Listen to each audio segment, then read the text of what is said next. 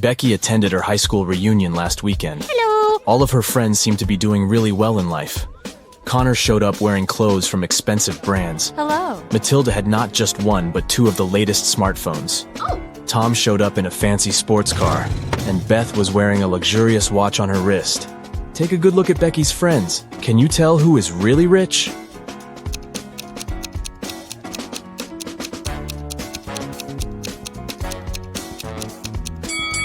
Well, let's see.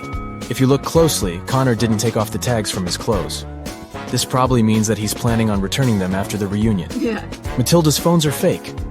Look at the label. It's just a copy of the original brand. Ah. And Beth's watch is way bigger than her wrist, which means that the watch is not really hers. So, Tom is probably the richest person at the reunion. Oh, yeah. Amy's favorite band is in town, and she really wants to go to their concert. She asks her stepmother if she can go, but she says she will only allow Amy to go if she does a series of things for her.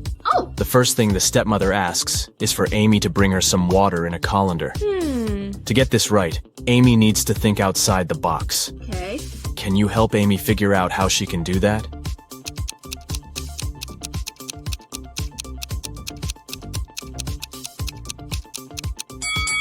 Amy needs to freeze some water and put the cubes in the colander. Yeah. Technically, frozen water is still water, right? Next, her stepmother asks Amy to pick out the perfect evening dress for her. Amy walks into her stepmother's closet, and there are 3 dresses: a red, a green, and a blue. Take a look at the picture. Which dress should Amy choose?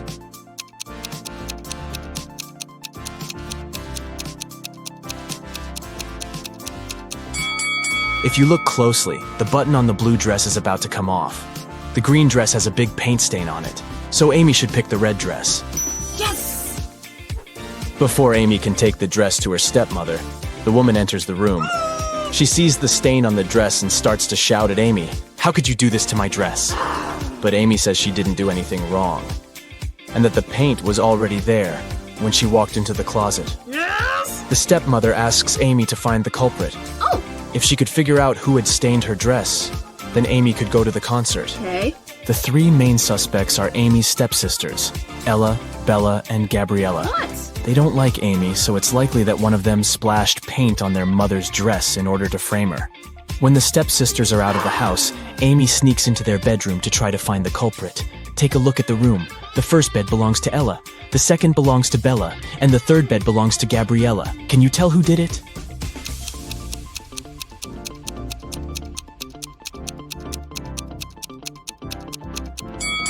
It was Gabriella. Her bed is the third one on the left. And if you look closely, it has a bucket of paint under it. Emily and Barbara are getting ready for a girls' night out. Yes. They are putting on makeup and getting their hair done. They have pretty similar tastes, and their things look pretty much the same. But one of them has more money than the other. Oh. Looking at the image, can you tell which one has the more expensive stuff?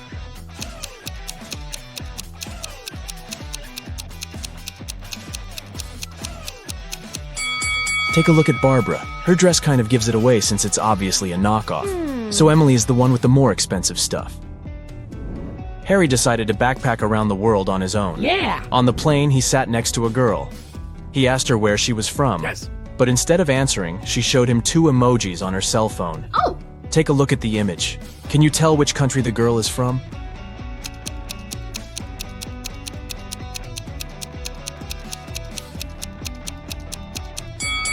Let's see.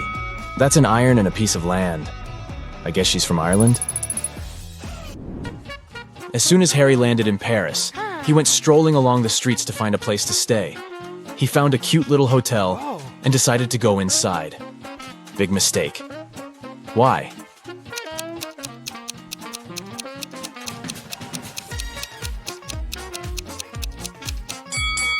Take a look at the window on the last floor.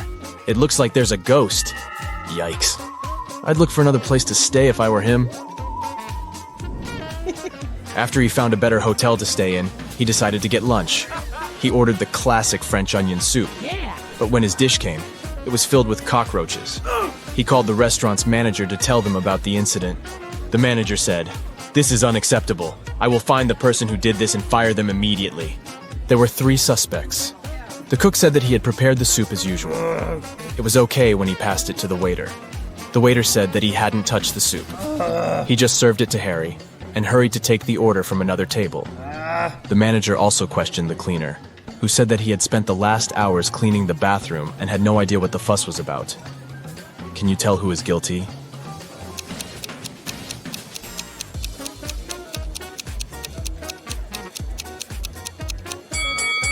No one.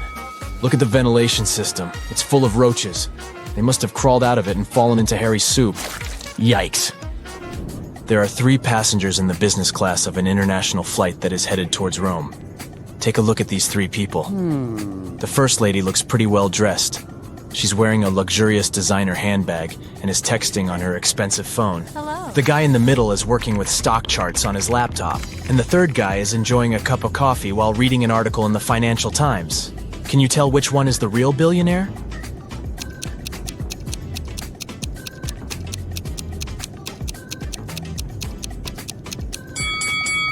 Let's see.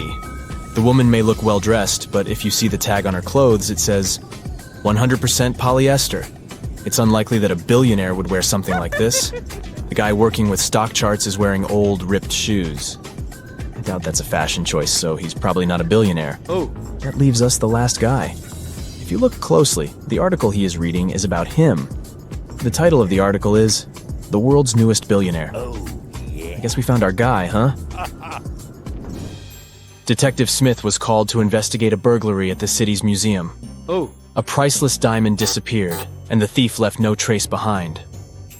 After analyzing the museum's security cameras, Detective Smith gathered 3 suspects: the security guard, the museum's curator, and a visitor.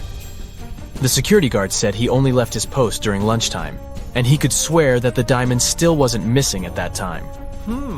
The museum curator spent the day guiding a tour of the museum for a foreign group.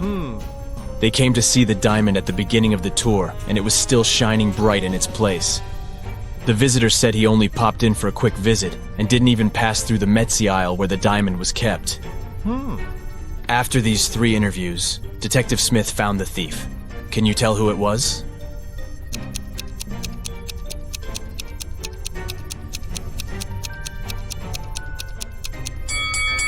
It was the visitor.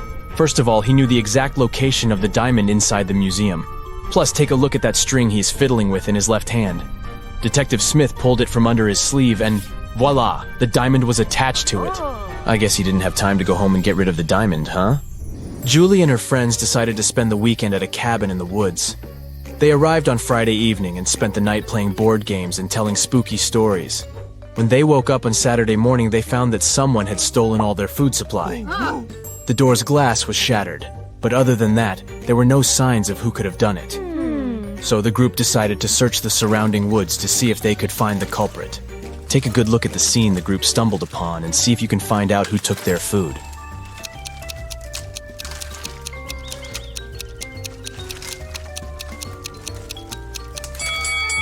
What's that at the left corner? Those look like bear footprints, huh? And not just one, but rather an entire family of bears. Oh, and they even left an Oreo wrapper on the ground as evidence. Yep, these grizzlies were the culprits for sure. Atlas woke up in the attic of an abandoned house. He tried to find a way out of the house, but all he could find was a room with 3 doors. Each door hid a different danger. The windows and floor behind the first door were made entirely of magnifying glass, which meant that the sunlight would probably burn him if he entered. The second door hid a room full of poisonous gas, and behind the third door was a hungry lion. What should Atlas do to escape?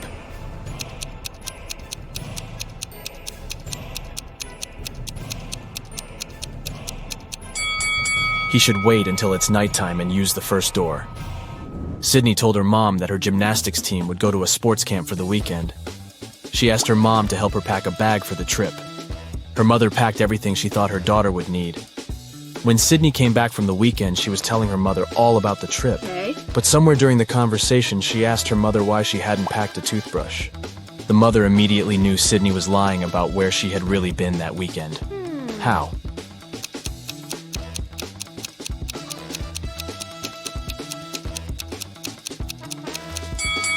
Because Sydney's mother did pack a toothbrush. but she put it under Sydney's gymnastics clothes. If Sydney had really gone camping, she would have used the clothes and found the toothbrush. Kimberly discovered 3 bags in an old attic along with a note. The note said that there were $1 million inside one of the bags. It also said that the 2 other bags were empty. She only had one chance to figure out which bag had the cash, and she could trust that one of the messages written on the bags was true. On the first bag, it said, "The cash is not here." On the second bag, it was written, "The cash is not here." The last bag read, "The cash is in the second bag." If you were Kimberly, which bag would you choose?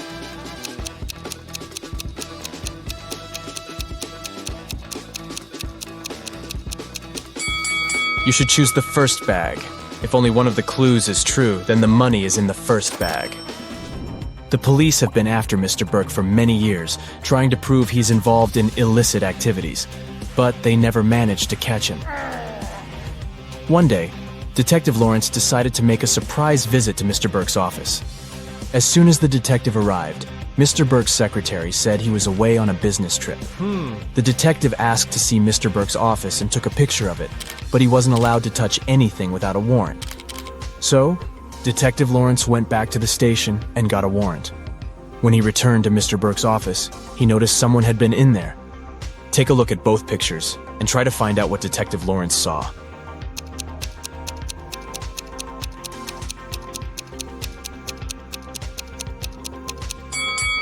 The desk lamp is tilted and the books are in different places. Someone definitely was in that room. Detective Lawrence decided to search Mr. Burke's entire office. In one room, he found there were footprints up until the middle of the room, and then they disappeared. The only window of the room was open. "Oh no!" Detective Lawrence shouted. "I can't believe he escaped again." He took a picture of the room and took it to the police station. At the station, he showed the picture to the other detectives, and one of them said he had cracked the case. Take a look at the picture. How did the detective solve the case?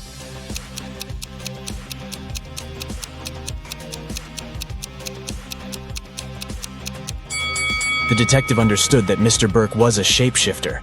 This explains why the footprints didn't reach the window. Plus, look at all the bird food on the floor. He probably shapeshifted into a bird and escaped.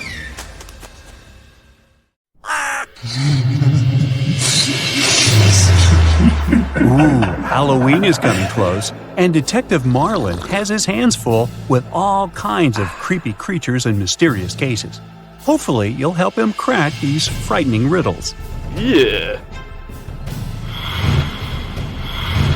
A scared store owner called Detective Marlin. He said there was a vampire in his store. When the detective arrived, he didn't see the store owner, but there were 3 other people inside. Look at them attentively and help the detective figure out which one is a vampire.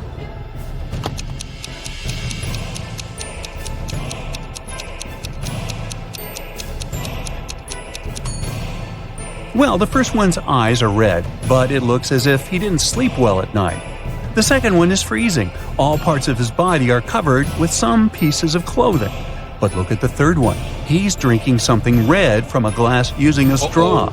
He must be the vampire the detective is looking for. Now, where is that store owner?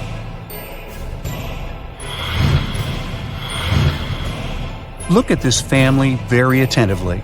Detective Marlin was invited to their house to figure out in the body of which family member a ghost is hiding. Soon he found the answer. How about you?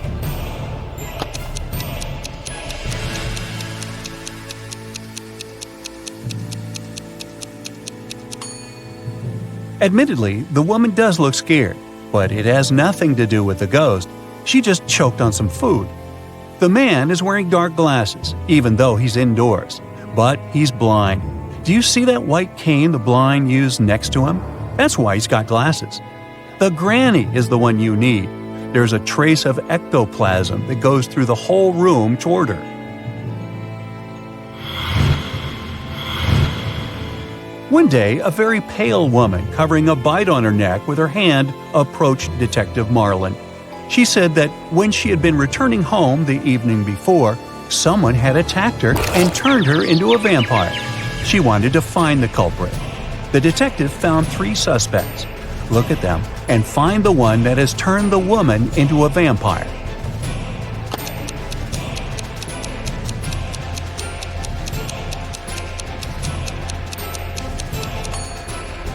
This man is quite old and has no teeth, so he can't be a vampire. This woman has tan marks, but vampires can't sunbathe. So the man wearing a hat and gloves must have turned her into a vampire. Now, Detective Marlin is walking through a park when he notices 3 men sitting on a bench. He immediately realizes that one of them is a ghost. Can you guess which one?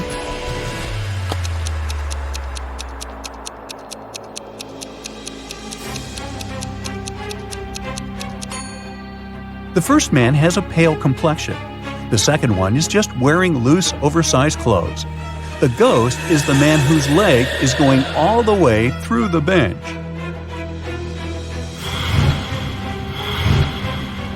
Two husbands suspect their wives were werewolves. They invited Detective Marlin to find out the truth. The detective examined the women's bedrooms and realized that only one of them was a monster. Which one?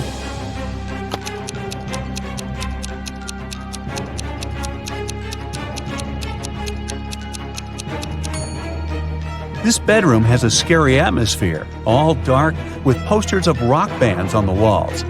The second one is pink and very feminine. But have you noticed scratch marks on the floor in the bed? The woman who lives here is a werewolf.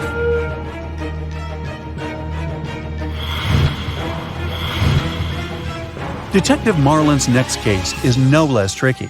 A priceless mirror, 6 feet tall, with a beautiful silver frame, was stolen from a legendary haunted house. The main 3 suspects are the Halloween monsters last seen in the house, a witch, a vampire, and a werewolf. Can you help the detective figure out the culprit?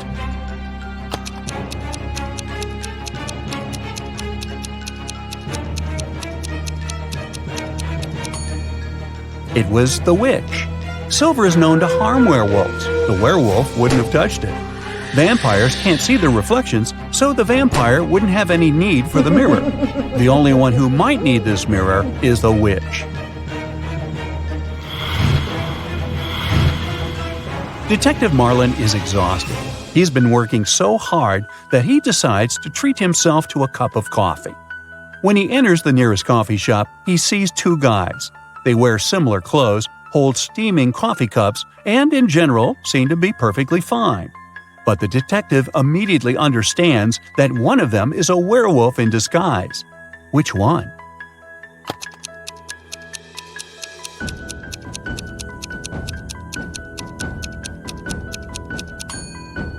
Look at the guy on the right. There are strange marks on the rim of his cup. Are they left by his fangs? Also, his pupils are a bit elongated. And there is a paw print design on the coffee shop paper bag he's holding. Wait, is it a special establishment for werewolves?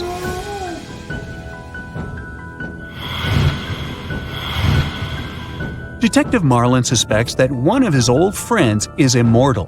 One day, he's invited to a small party one of the men hosts. He's standing in the corner, looking at his 3 friends sitting by the fireplace. And suddenly, it dawns on him. Have you figured out which man is immortal too?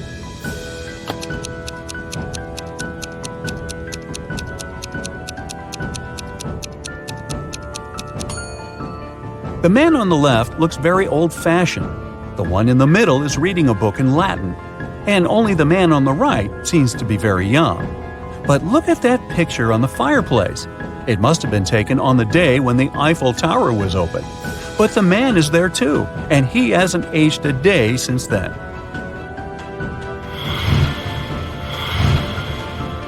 Last night, on a full moon, several people disappeared in the city. Detective Marlin questioned locals and found out that they believe the culprit was a werewolf. Soon the detective had 3 suspects, Jack, Levi, and Luke, but all of them had alibis. Jack said he had been walking with his girlfriend near the river. Levi had been choosing a silver ring for himself in the mall. And Luke, who worked as a museum guard, had a night shift at work. So, which guy is guilty?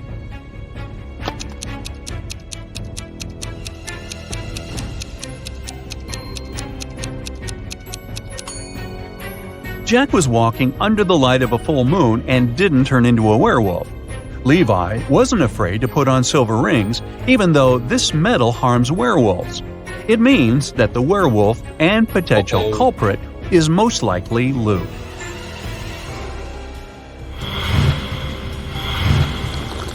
Once, Detective Marlin found out about a strange case. A man who was visiting the city heard about a cursed house. A vampire and a beauty were said to live there. And since the rumor had it that the beauty was held in the house against her will, the traveler decided to help the girl. But when he was talking to her, she suddenly shouted, "The vampire is returning! We have to hide in the basement and lock the door!" And so they did. But in the morning, the man still found himself turned into a vampire. How was it possible?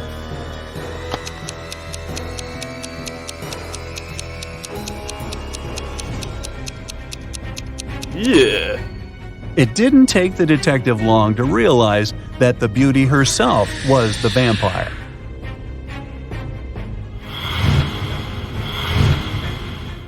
Detective Marlin's wife was decorating their house for Halloween. She sent her husband a message asking him to buy something with a leg, an arm, and a head, but without flesh or eyeballs. At first the man was confused, but soon he realized what his wife wanted. Have you figured it out too?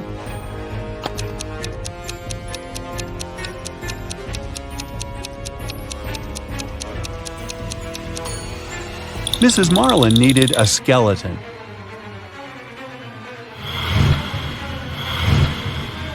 The next day, the detective got a new message from his wife. This time, he needed to get something wrapped, but not a gift. It had to be something kept neatly in a chamber, which archaeologists considered a great treasure. What did Detective Marlin have to bring home?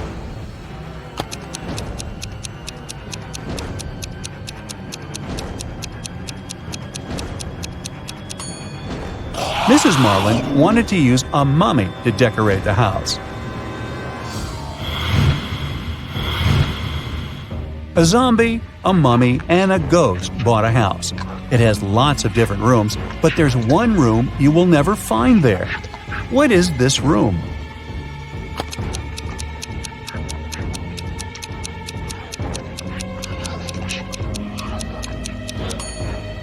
It's the living room.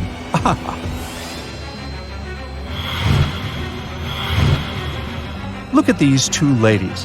Which one seems suspicious?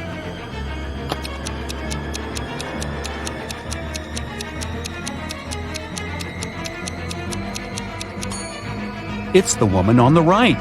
Her reflection is all wrong. She's not human. Look at these people dancing at a costume party attentively. You need to figure out who is a werewolf.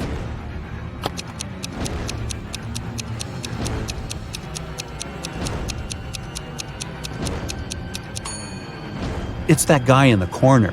He's wearing a human mask, but his thick hair is peeking from underneath the mask.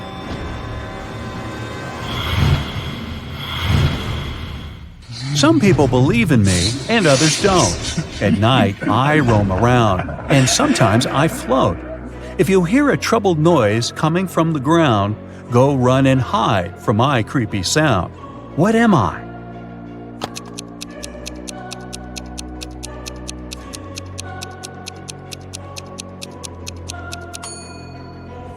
I'm a ghost.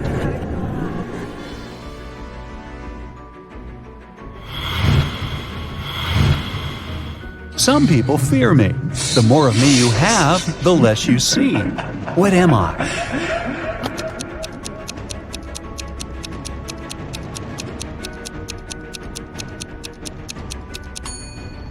I'm darkness. I'm thought to bring bad luck.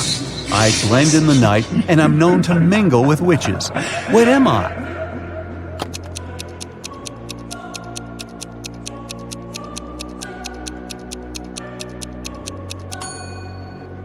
I'm a black cat. Meow.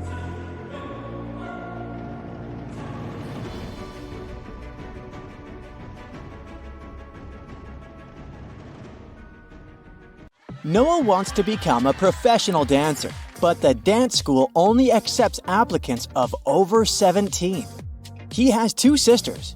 Noah's sister Jenny is twice as old as Noah. Noah's sister Nina is twice as young as Jenny. She turned 17 this year. Can Noah apply for his dream school this year?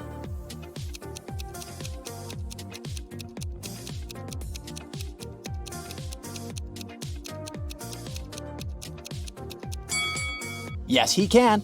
Noah and Nina are of the same age because they are twins. So Noah is 17 years old. Noah wants to look good during his entrance exams, so he goes to a beauty salon. One of these hairdressers is an imposter. Can you guess who?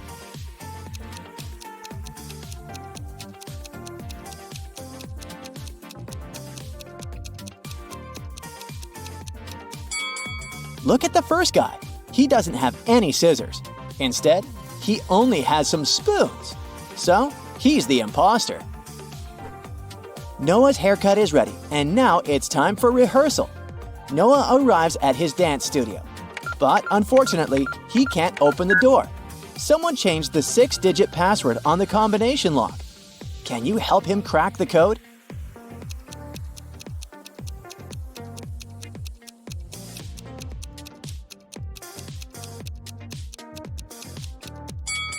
Take a look at the graffiti on the door. These letters are hints.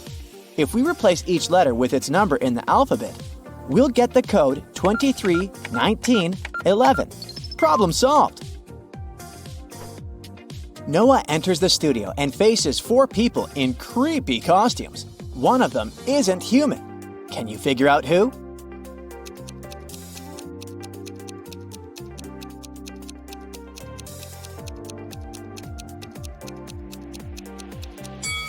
The third guy is too transparent for a human being. Noah's dance teacher enters the room and the class begins. Can you spot anything suspicious?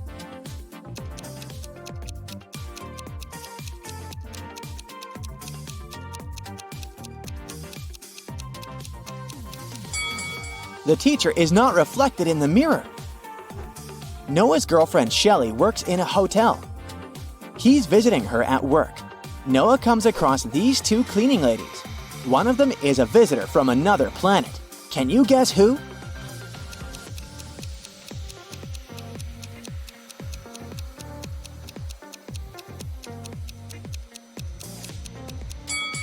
Take a look at the lady in green. Her vacuum cleaner is unplugged, but it works. So she's the space stranger. Noah returns home and says hi to his siblings. One of them is in danger. Can you guess who?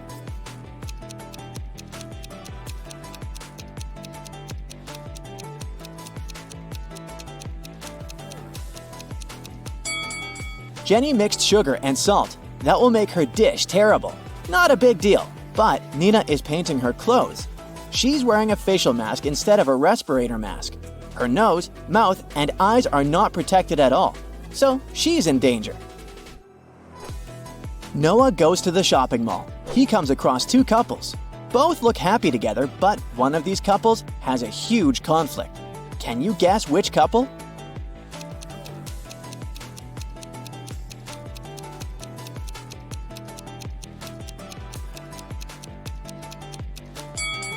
This blonde lady holds a knife very close to her partner, but she just wants to buy it. The other lady looks charmed, but her partner hides poison behind her back. So they are the unhappy couple. The next morning, Noah arrives at the dance school to pass the entrance exams. He faces 5 judges. Can you spot anything weird here?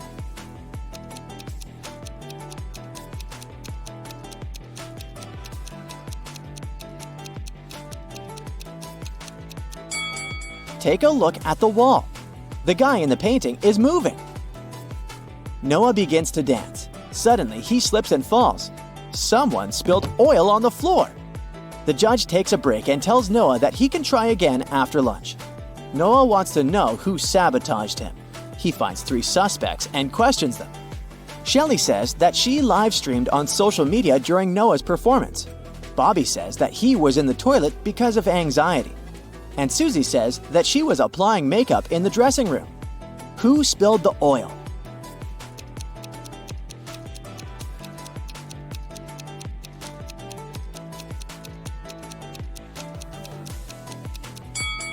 Take a look at Susie's makeup bag. There's an empty bottle of olive oil among her beauty products. Busted! Noah performs brilliantly in front of the judges and gets accepted into the school. He goes to a restaurant to celebrate. The waiter brings him something special. Can you guess what just by looking at this rebus?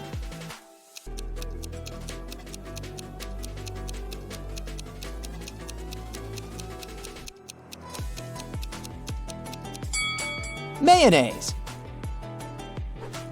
In the evening, Noah goes to a concert of his friend Donna. She's a famous singer. Donna's 3 biggest fans show up in the dressing room to meet her. After a while, Noah finds Donna unconscious and calls the police and an ambulance. All 3 of Donna's fans say they took her autographs and left. Noah searches the room and finds a temporary tattoo in the shape of Donna's signature. This means that one of these autographs is fake. Which one?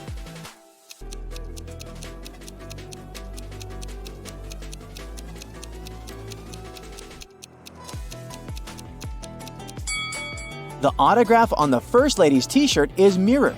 It's unlikely that Donna managed to sign it this way. The next day, Noah goes to the safari park. He sees a tiger approaching these 2 guys. Only one of them is in danger. Can you guess who?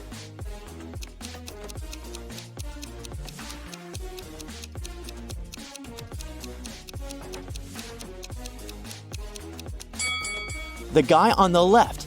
He's a tourist who's too busy to notice the tiger. Meanwhile, the right one works here.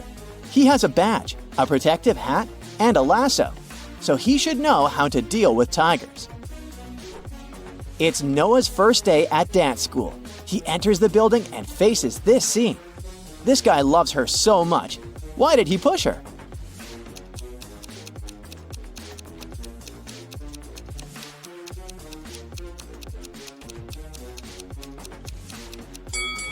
Look in the mirror. A cameraman is standing behind him. They're filming a movie. In the toilet, Noah realizes that he doesn't have any toilet paper. Thankfully, a guy in a stall nearby is willing to share his toilet paper. But only if Noah cracks his riddle. Nice guy. What can pass through water without getting wet? Can you help Noah out?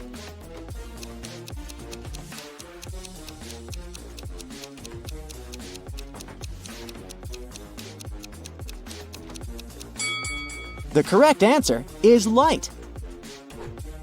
Noah enters the local cafeteria.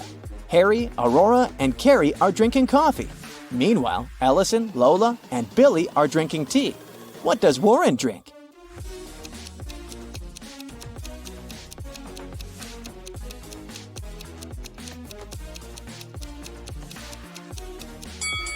There's a pattern here. The person with 2 R letters in their names drink coffee. And the people with 2 L's drink tea. Warren has 2 R's, so he must be drinking coffee. After classes, Noah takes a walk in the park. One of these people is a cop working undercover. Can you guess who?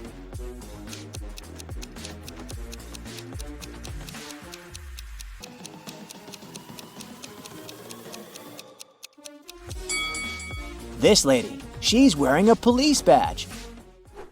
Noah returns home and realizes that his puppy is missing. The policeman arrives quickly. He searches the area and questions 2 neighbors. Ryan says he has his own big dog who's about to have puppies, so there's no reason for him to steal Noah's puppy. Mike says that he's never had pets and he doesn't plan to have them because of his allergy. The policeman arrests one of his neighbors. Can you guess who and why?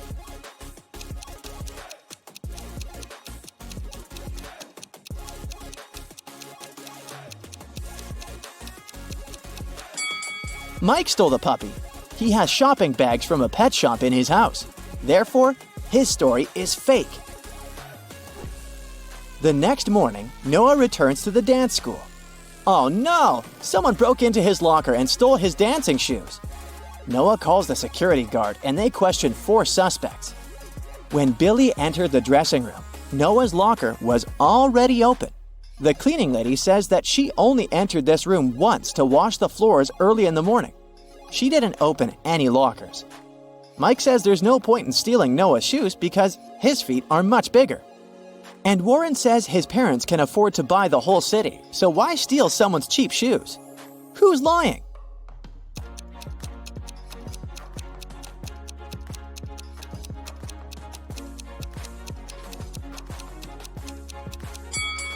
Warren.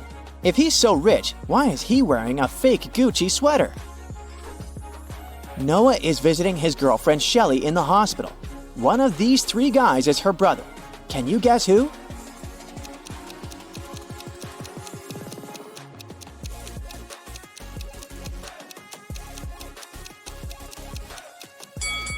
The third guy is her brother. They're twins, but with different hairstyles.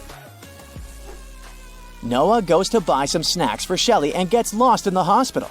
He wanders around and finds another door with a combination lock, but he has to figure out the correct 4-digit code to open it. Can you help him?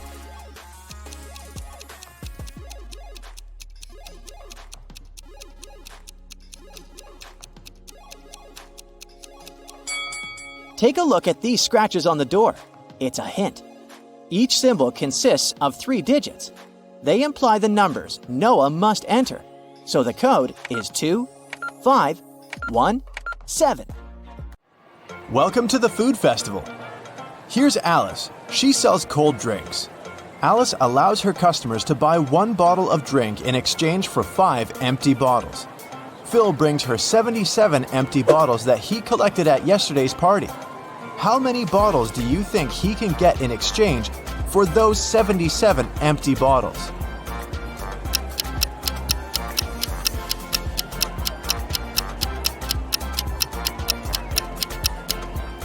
Phil can get a total of 19 new bottles. First, he returns 75 empty bottles to Alice and gets 15 bottles. At this point, he'll still remain with 2 empty bottles. When the new 15 bottles of drinks get empty, he can return them as well. This way, he will get 3 more bottles, and after finishing them, he'll still have a chance to get 1 more bottle because he has 2 bottles in stock. Bobby is selling fancy ice cream at a huge discount. That's why he has a rule: only 1 ice cream per customer. Bobby has only 2 flavors left: vanilla for €1 and cherry for €2. Lisa comes over and gives Bobby €2. Without asking any questions, Bobby gives her cherry ice cream. Next, Amy gives him €2, but this time, Bobby asks, cherry or vanilla? Why?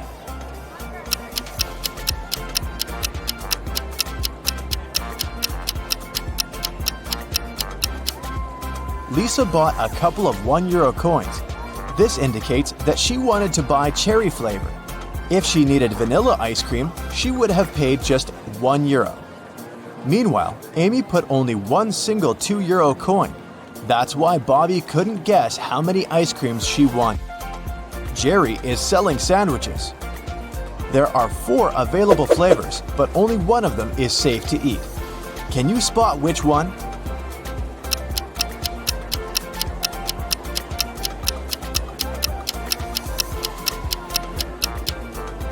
There's a cute little worm inside the first sandwich.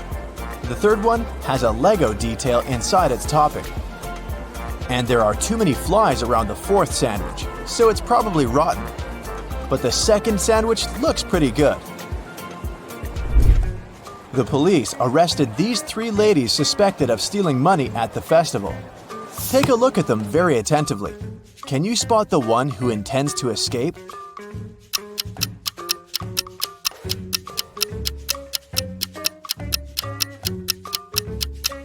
The second lady is holding a file under her headscarf. She's probably the one who plans to escape. The food festival hosts a legendary pastry competition every year.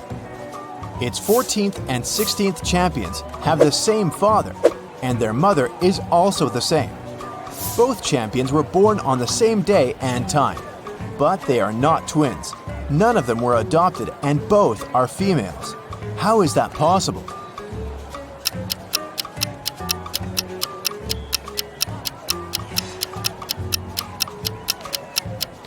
They are the same person. And now let's see if you can make a good food critic. Can you spot anything weird about these cakes?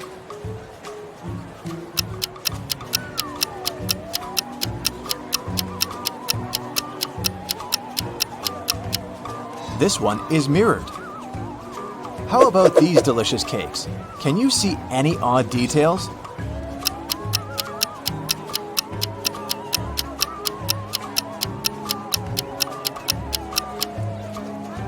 This cake lacks one cherry. Bill and Wendy are having their first date at the food festival. They buy delicious fresh papaya and they take a seat in the food court to enjoy it. The papaya tastes sweet and delicious. Each of them eats 2 pieces. 10 minutes later, Bill gets sick. Wendy takes him to the hospital. Doctors claim that the papaya was poisoned. Bill and Wendy ate the same food and also drank the same drinks. How is it possible that Wendy feels well?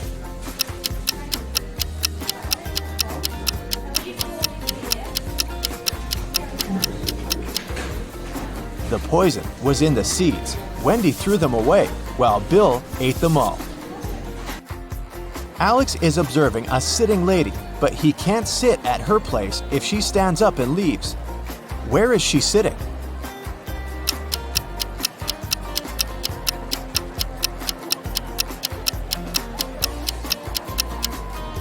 The lady is sitting on his lap.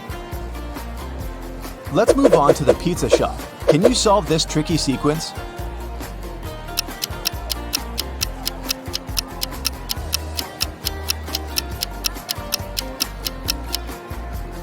Every segment in the new circle moves 90 degrees clockwise, so the third answer is correct. There are 3 odd things about this coffee shop. Can you spot them?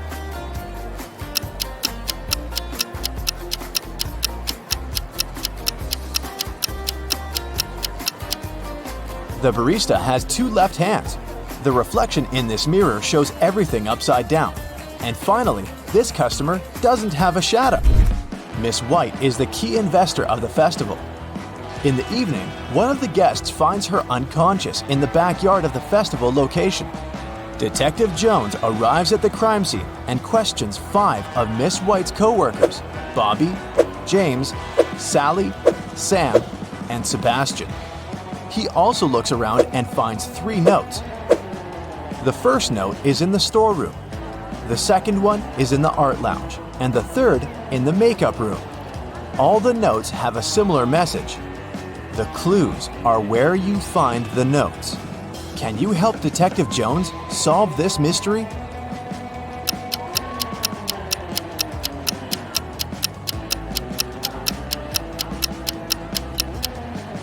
Sam is the criminal.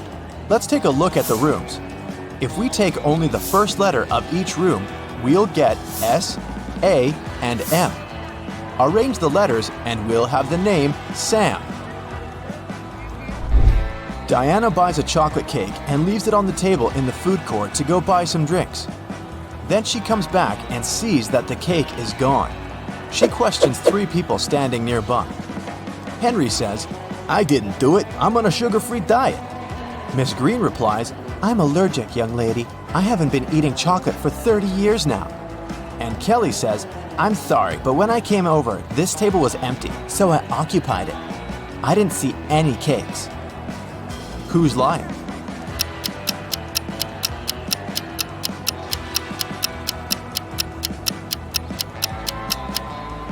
Miss Green lied about her allergy.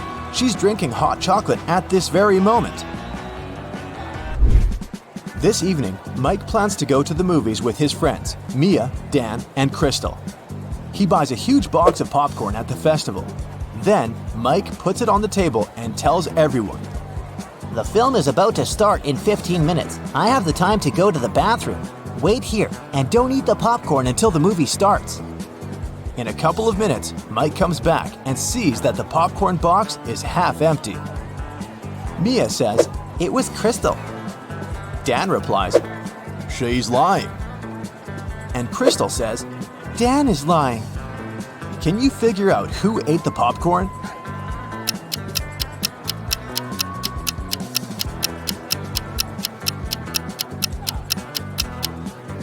Dan. He's the only one who has popcorn crumbs on his cheek. Meanwhile, Jennifer is drinking her tea alone on the opposite side of the food court. Suddenly, she gets a business call and goes outside to answer, leaving her glass on the table. A minute later, Jennifer comes back and gets very upset. Someone drank all the tea from her glass. There are 3 people standing next to the table. Can you figure out who's guilty?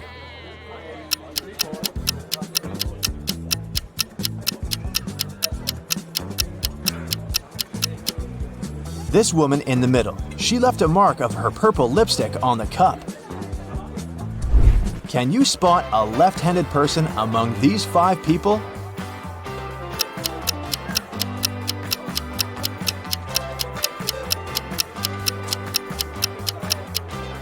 It's the barista. She's holding a tray with her right hand in a static position. Meanwhile, she's serving the drinks with her left hand, so she's most likely the left-handed person. Marta is making a fruit drink. The recipe comprises 90% of liquid and 10% of solid fruit mix. The total weight of the mixture is 20 pounds. After boiling the drink for a while, Marta notices that the liquid starts to evaporate. Now, the liquid comprises just 50% of the total weight. What's the weight of the drink now?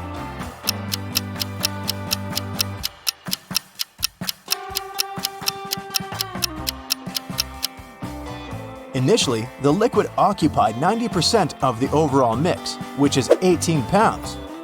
And the weight of the solid was 2 pounds. Earlier, the solid contributed 10%, and now it's contributing 50% of the overall weight, but its weight is still 2 pounds. Therefore, since the liquid is now contributing 50%, its weight should also be 2 pounds. So the overall weight of Marta's fruit drink is 4 pounds. Diana, Frank, and Quentin cook pasta. They start boiling water in 3 identical pots at the same time, but Frank's water gets boiled first. Can you figure out why?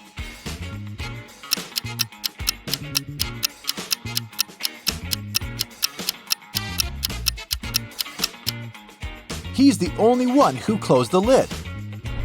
And finally, let's take a look inside the food warehouse. Do you see anything weird?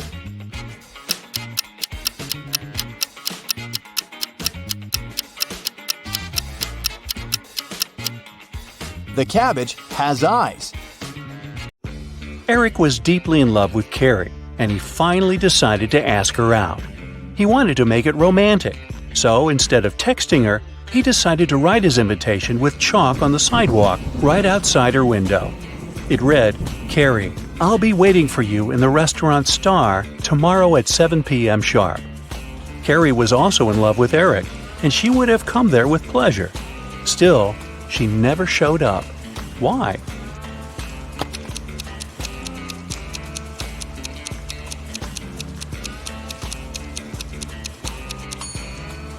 Thing is, the rain started, and the invitation was washed away. Carrie simply didn't see it. I hope they work things out. Allison got lost in a forest and stumbled upon an old house. When she entered it, she saw a witch. She wasn't evil, though, so she said she could help Allison find a way home if she cracked a riddle. The witch asked Allison, "What kind of room can you neither enter nor leave?" Allison was smart, so she gave the right answer. "Can you crack it too?"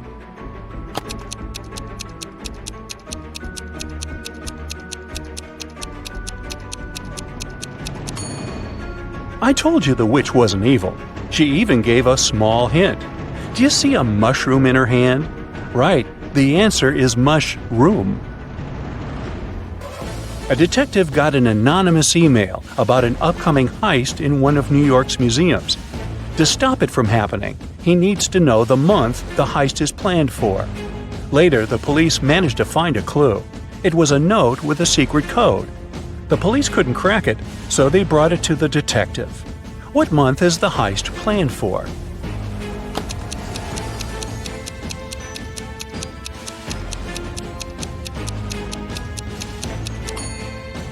The detective cracked the code almost immediately.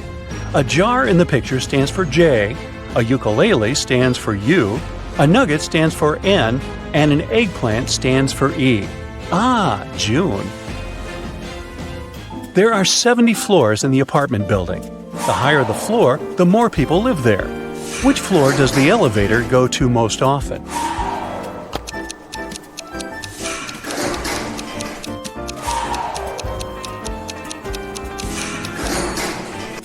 It's the first floor. The residents of all floors go down to the first floor. A luxurious spa center got an anonymous call.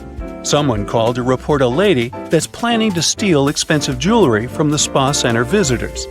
The staff went to look for that lady to escort her out. Can you find her?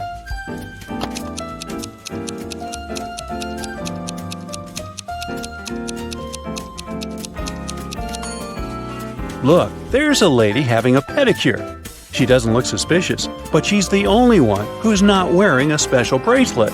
Security! The other day, Kelly was rummaging around her auntie's attic when she accidentally stumbled upon 5 short chains, each made of 4 silver links. She thought it could be great if she combined them all into one big chain of 20 links. When she went back to town, she brought those tiny chains to a jeweler.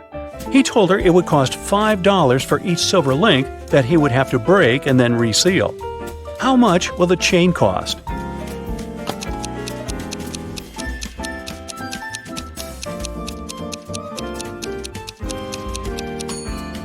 Kelly could do that for $25 if she told the jeweler to break a link in each chain.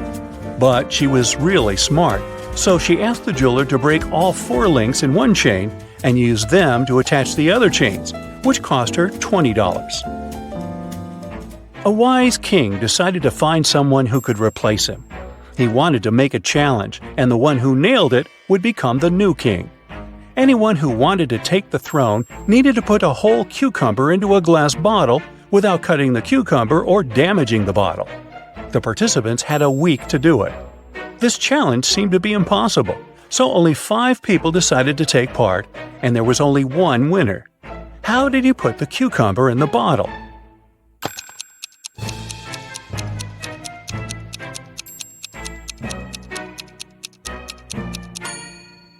He placed a baby cucumber, still on its stem, into the bottle.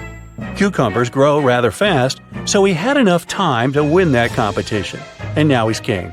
They set the bar kinda low, didn't they? Joanna and Josh were on their honeymoon in Italy. On the first day, they went on a city tour around Venice and left all their stuff in the hotel room. When they came back, someone was standing outside their door trying to get in. The couple called the receptionist right away, but the man claimed Joanna and Josh owed him some money for the tours they'd taken in the past 4 days. The reception knew the man was lying right away. How did he figure it out?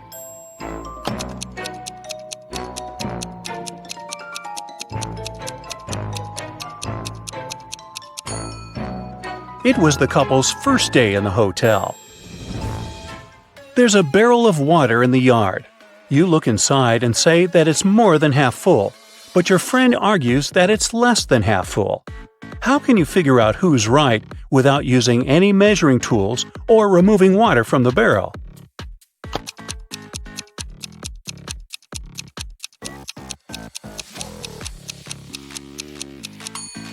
Tilt the barrel so that the water touches its rim. If you can see the bottom, the barrel's less than half full. If the bottom is still covered with water, it's more. 2 couples are about to get married. The hall is full of guests. The brides look stunning in these long white gowns, and the grooms seem to be completely happy. All of a sudden, one of the guests notices there's something wrong with one of the couples. Can you guess what?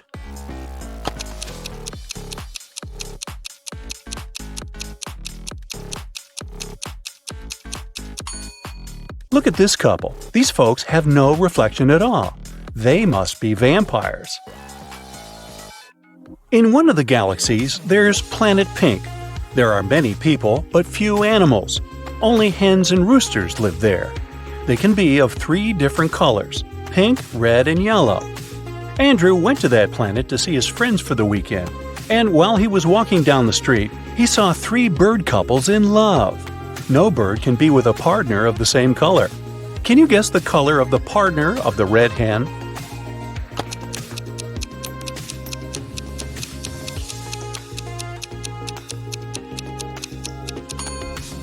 It's the yellow rooster. The red hen can't go out with the red one, and the pink rooster, as you see, is madly in love with the yellow hen. Emily's aunt has bought a bottle of perfume for her niece's birthday. Sadly, she couldn't keep it, because Helga, her sister, is terribly allergic to perfumes.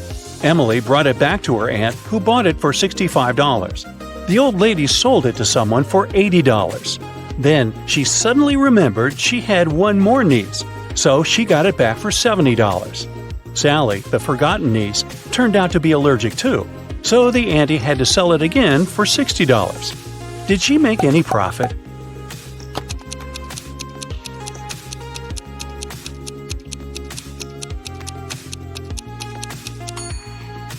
Yep, she made $5 and grabbed a Frappuccino for the same amount.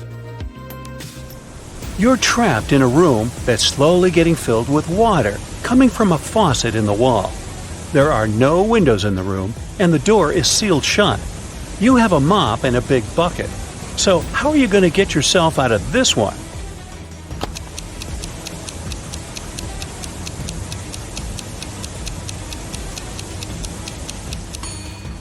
This one was simple.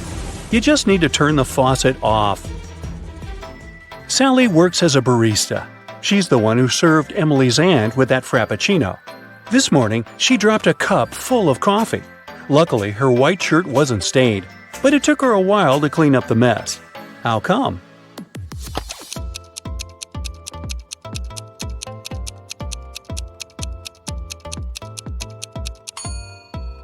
There were coffee beans in the cup. They ended up right under the counter. After the bank had been robbed, the police found the money in the park among cacti.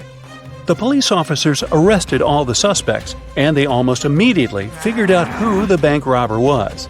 Can you do the same in 10 seconds?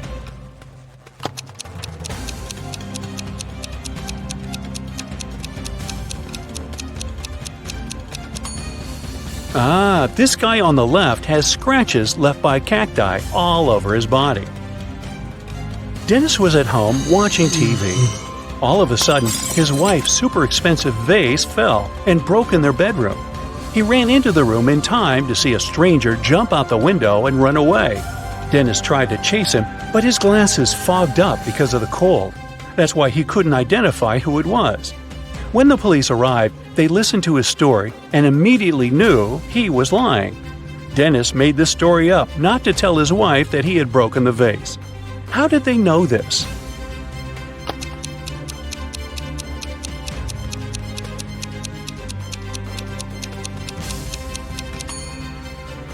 Anyone who wears glasses knows that they don't fog up when you go from a warm room to the cold outdoors.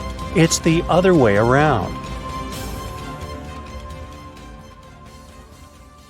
During the math class, Mrs. Stevens had a task for the students. They had to say, what was 3 plus 3 times 3?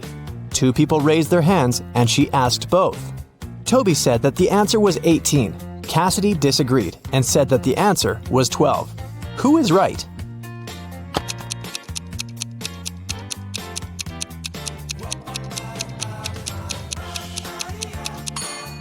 Cassidy, the multiplication is always done first, so we multiply 3 by 3, that's 9. Then we add another 3 and get 12. It takes Genevieve 12 seconds to cut one loaf of bread into 5 pieces. How much time does she need to cut the same loaf into 6 pieces?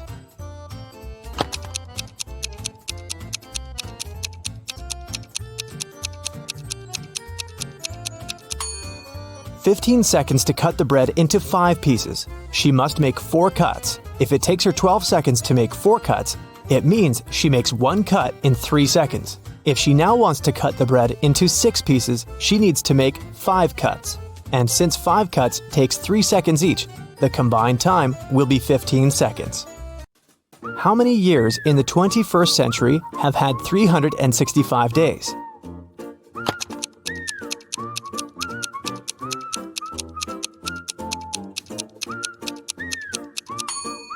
Some of the years did have 366 days, and still, all of the years have had 365.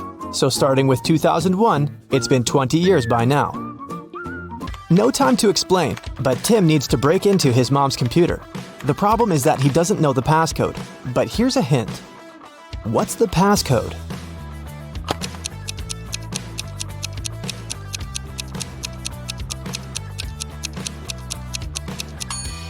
Each consonant in the word equals 200 points, and each vowel takes away 100 points. In the word kiwi, there are 2 consonants that make 400 points. 2 vowels take away 200 points, so the passcode is 200. Lucas and Liam went for a walk.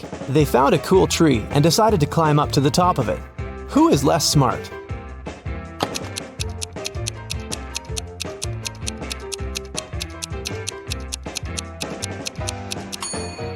Lucas. The branch he's going to use is about to crack. He's in for a nasty fall. Michael and Logan are bloggers. To boost their popularity, they decided to take selfies in dangerous places. Michael is taking a selfie while surfing a huge wave, and Logan is taking one standing on the edge of a bridge. Who is in greater danger?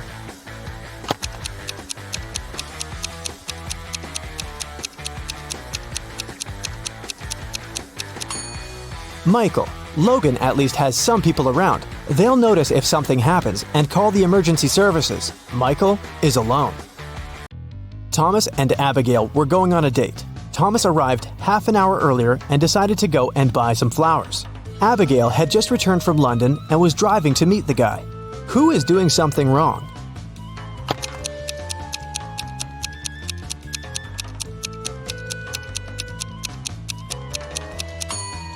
Abigail. She's driving on the left side of the road. Elizabeth and Melanie are getting ready for a barbecue party in the garden. Elizabeth is cooking and Melanie is decorating the garden. Who is not smart?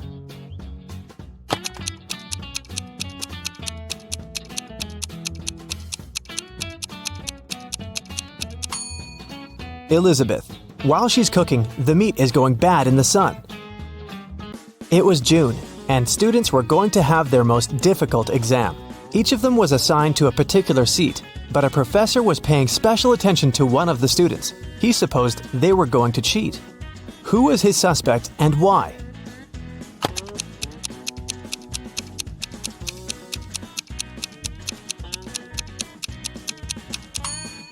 It's this blonde girl. In June, the weather is great, and all students are lightly dressed. And still, this girl is wearing high boots and a sweater with long sleeves. Ella got a new motorbike. She locked it in her garage and left for work. When she came back home and opened the garage, the motorbike was missing. The woman called the police. The officer interrogated 3 of her neighbors. Ryan said that he'd been away the whole day and hadn't seen anything. Colin said, "When I was walking the dog, the motorbike was still there." Jane said that she had come to Ella's house to ask her for some garden tools, but Ella hadn't been there, so she'd left. Who stole the motorbike?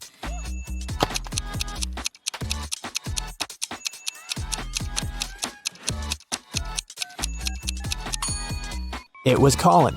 He said he'd seen the motorbike in the garage, but the door was closed, so he couldn't possibly spot the bike. Look at the sequence of letters. What should be the next one?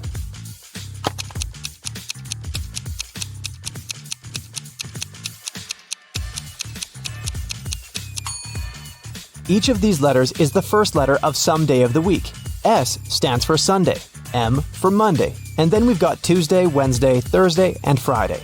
The only one that's left is Saturday, so we need an S.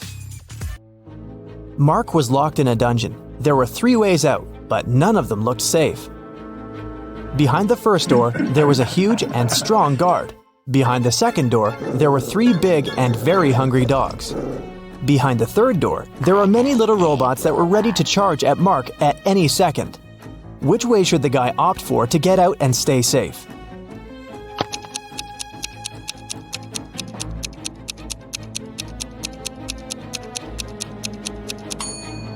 I'd say the third one. Although there are angry little robots, they're still super small and probably can't cause much harm. Emily woke up in a weird place she'd never been before. She looked around and saw 3 ways out. But there was a catch. Behind the first door, there was an iron block with a motion sensor that would crush everyone who entered the room. Behind the second door, there was an electric shock device that never missed. Behind the third door, there was broken glass all over the floor. Which way should Emily choose?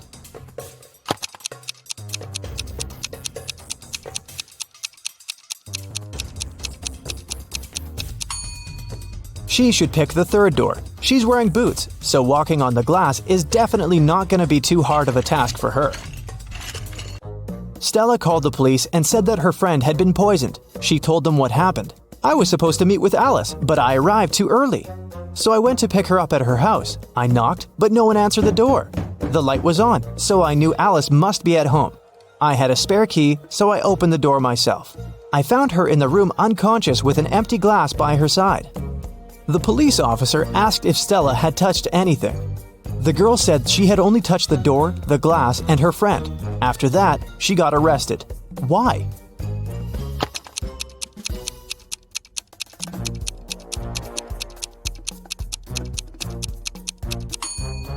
She said the lights had been on, but she didn't say anything about touching the light switch. But when the police entered the house, the lights were off. Mrs. Donnell reported that she'd been robbed. She said, "I was in the restaurant's bathroom fixing my makeup when someone approached me from behind and hit me on the head. I didn't see what this person looked like." The police sent the woman home and refused to fill the report. Why?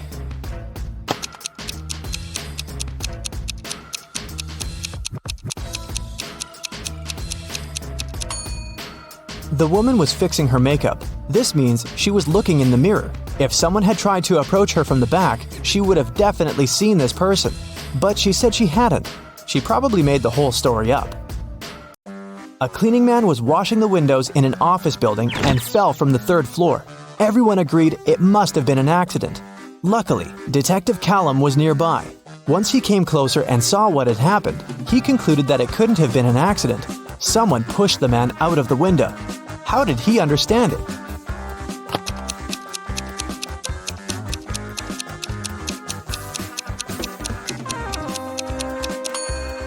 Look, the window the guy fell out of is now closed. If it had been just an accident, the window would still remain open.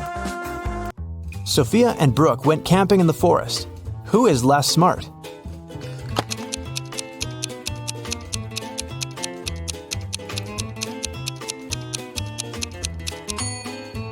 Brooke. Look, she's wearing heels. Nicole and Kate are late for work. They're both driving fast, breaking the speed limit. Which of them is in greater danger?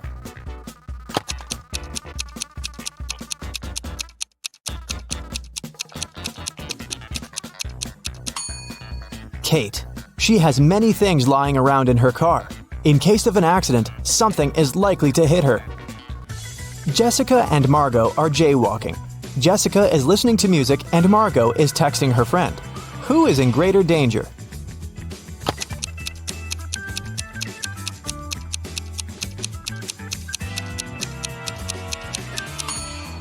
Jessica.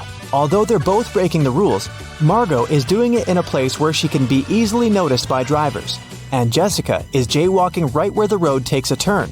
Drivers might not have enough time to react and stop. Allison and Maddie are doing housework. Allison is hanging the laundry outside, and Maddie is vacuum cleaning the basement. Who is less smart?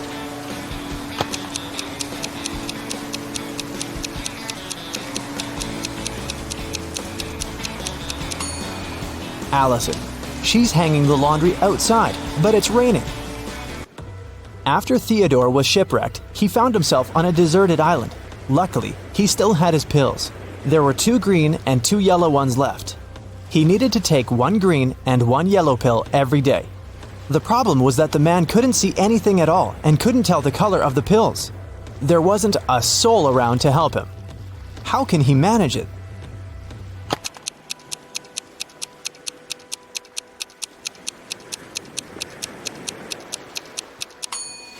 Theodore should break each of the 4 pills into half and eat half of each of the 4. This way, he'll eat exactly 1 green and 1 yellow pill. Camilla and Vivian are sisters. For her birthday, Vivian got a beautiful bracelet. Camilla liked it too and occasionally borrowed it. One day, Vivian noticed that the bracelet was gone again. She knocked on her sister's door. Camilla opened it, saw Vivian, shut the door again, and locked it. Half a minute later, Vivian broke into the room and started searching for the bracelet, but she didn't find anything. Then she realized where the accessory was. Have you figured it out?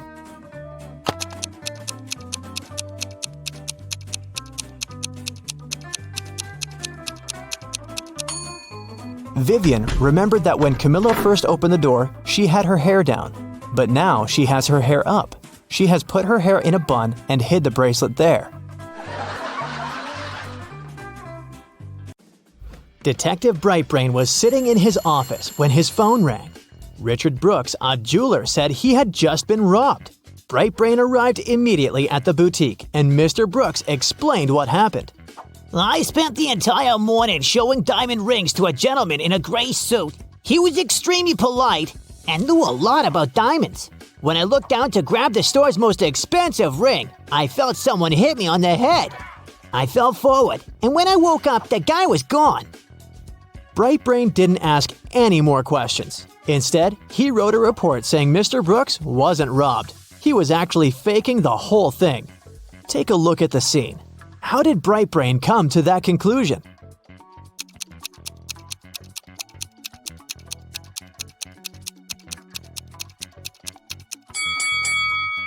If Mr. Brooks fell forward, the weight of his body would have broken the glass counter in front of him. And look, there's not even a scratch. The next day, Brightbrain was driving to work when he got hit by a red Chevrolet. The guy got away pretty fast, but the detective managed to see the car's license plate began with 62. Back at the office, Brightbrain tracked down the possible owner of the vehicle, Mr. Neander. The detective arrived at Mr. Neander's house together with the police and immediately saw a red Chevrolet with a 62 license plate in the yard, but there weren't any signs of a collision. Brightbrain interrogated the subject, but Mr. Neander said, I swear it wasn't me. I haven't left the house in 2 days, and I can't use my car because I lost the keys a week ago. Brightbrain approached the vehicle and leaned on the hood of the car to peep inside. He immediately said, I know you're lying. How was Brightbrain so sure?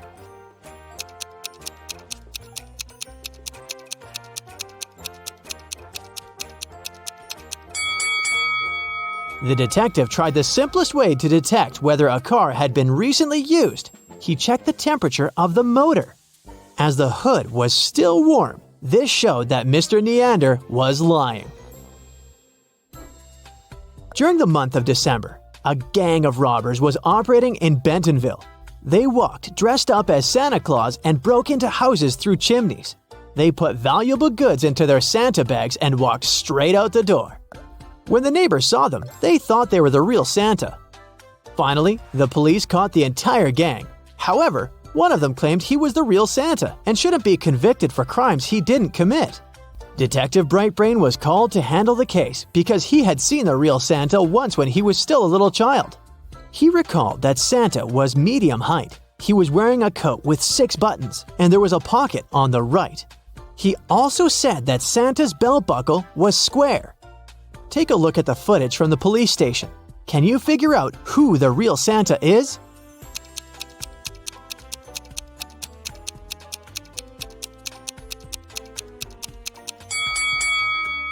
It's the second one on the right.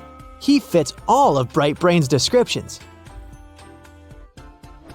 It was raining when Brightbrain decided to drive down to the gym. Halfway there, a woman stopped his car asking for help. She said someone had just bumped into her car and drove away. When the detective took a look around, the only person next to the place of the incident was a man fixing his tire. The lady said that was the car that bumped into hers. But when Brightbrain went to talk to the man, he said it couldn't be true because he was busy fixing his car the whole time. Can you tell who's lying?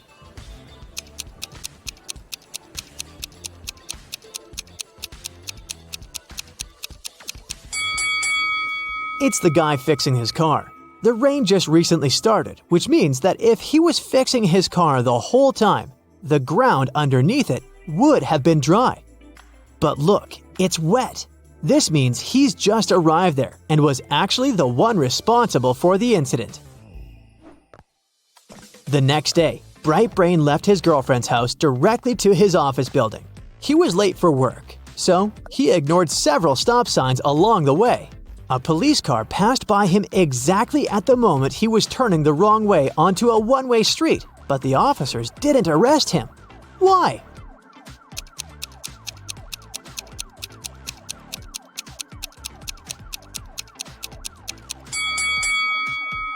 Because the detective was walking, not driving a car. Duh. Around 8 in the morning the next day, Detective Brightbrain was on his way to get coffee when he saw a robbery happen. A masked person ran off with a woman's wallet. The detective ran after the thief and saw him entering a coffee shop. When Brightbrain went inside, he searched for the thief, but couldn't find them. The person had taken their mask off. He told the coffee shop owner that one of their clients was a thief, and the owner closed down the shop so that the detective could question the people there.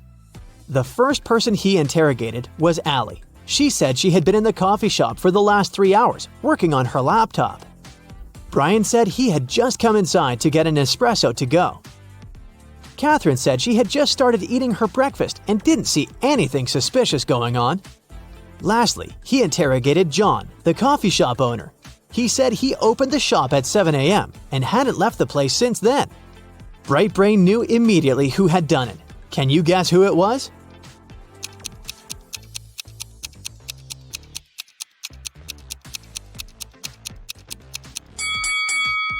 It was Allie.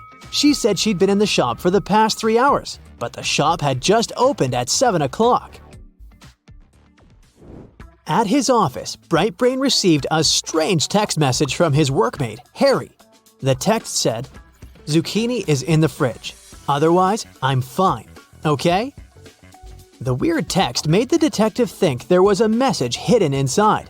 After a few minutes, he found a hidden word in the message. Can you guess what it was?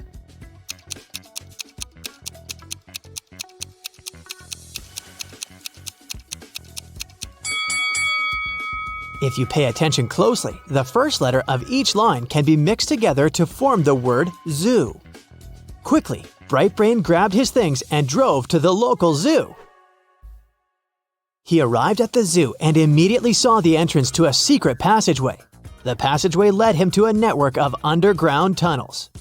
At the entrance to the first tunnel, there were venomous rats. At the entrance to the second tunnel, there was an explosive about to go off in 5 minutes. And at the entrance to the last tunnel, there was toxic gas. Which tunnel should he choose?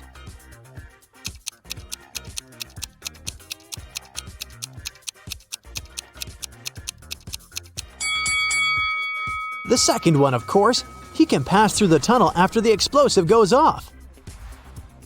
At the end of the tunnel, he found himself in a dark room.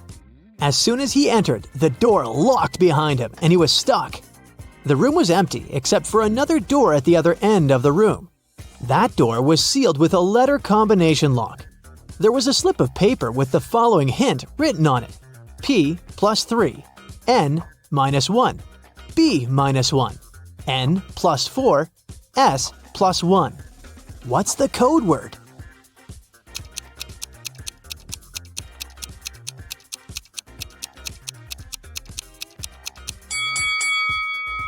It took Brightbrain a while to figure it out, but he was able to crack the code. The code word was SMART. The key to this riddle was hidden in the alphabet. P plus its 3 following letters is S. N minus 1 letter is M, and so on. Phew, the door opened and led him to another room where he finally met Harry. Brightbrain untied his workmate and told him he was going to get them out of that situation. But when he looked around, he noticed they were standing at the bottom of a very deep well. Looking up, they could see the clear blue sky, but it looked like there was no way out. The detective felt soil falling onto their heads, and he feared they were going to be buried in mud. Luckily, in an hour, both men made it out of the well alive. How did they manage to get out?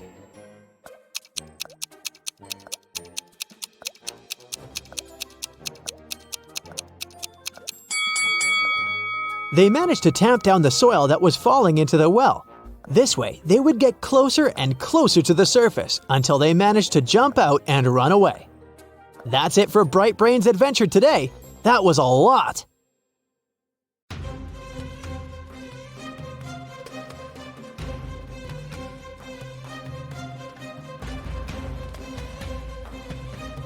Yeah. Hey, my dear detective, I need your help today. Or rather, not me, but Gemma. She works as a manager at a large supermarket, and one morning, she receives a strange message. There's a thief among your customers. Beware. Oh, no. Gemma runs out of her office and sees 3 people who look suspicious.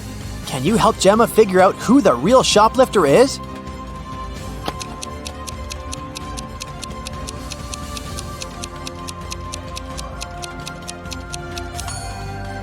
It's the guy in the middle. If his arm was really broken, he wouldn't be able to carry that blanket. Mark's boss gave him a task to bring some important documents from his house. But when the guy arrived, he saw that the door was locked. And to get inside, he needed a password. Mark saw a sequence of numbers. 1347118. He needed to figure out the next 4 digits. They would make up the password. Can you help the guy?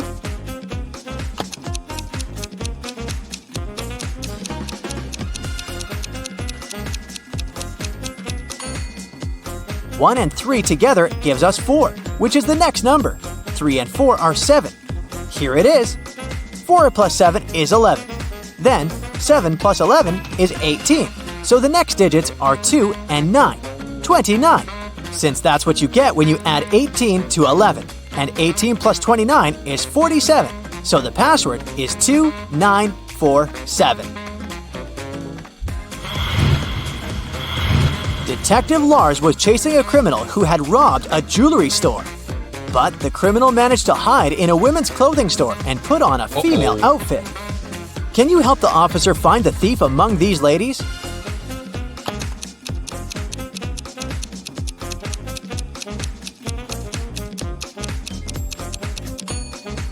This elegant woman on the right is wearing the same sneakers as the criminal did during the robbery.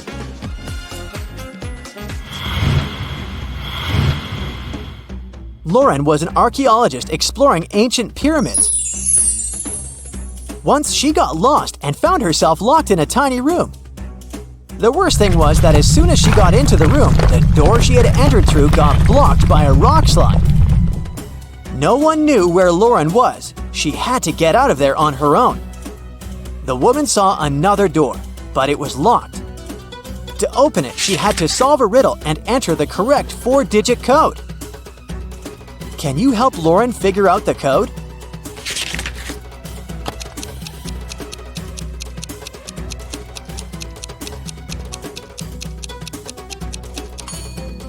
Each digit of the code is the number of letters in the alphabet that stand between the letters in the riddle. So, we've got 5, 1, 3, and 9. That's the code Lauren needs to enter. Now let's check how attentive to detail you are. How does this colorful cube look from above?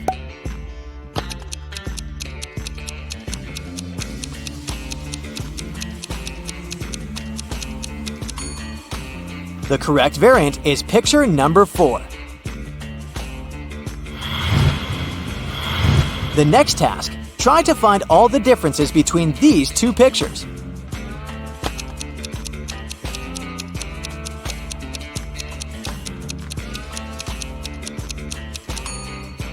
If you found 3 differences, congrats! Even Sherlock Holmes would be jealous of your attention skills. The evening before his girlfriend's birthday, Michael arrived at her office quite late to decorate her desk. He pretended to be a pizza delivery guy to get past the security. But when Michael finished with the decorations, he realized that the building was closed. But the worst thing was that all the guards had already left. If the guy just opened the door, the alarm would go off and the police would arrive right away. Michael found a locker with a few tangled wires inside. One of them turned off the alarm. Another was responsible for fire detectors, and the last one turned the cameras off. Which wire should the guy cut?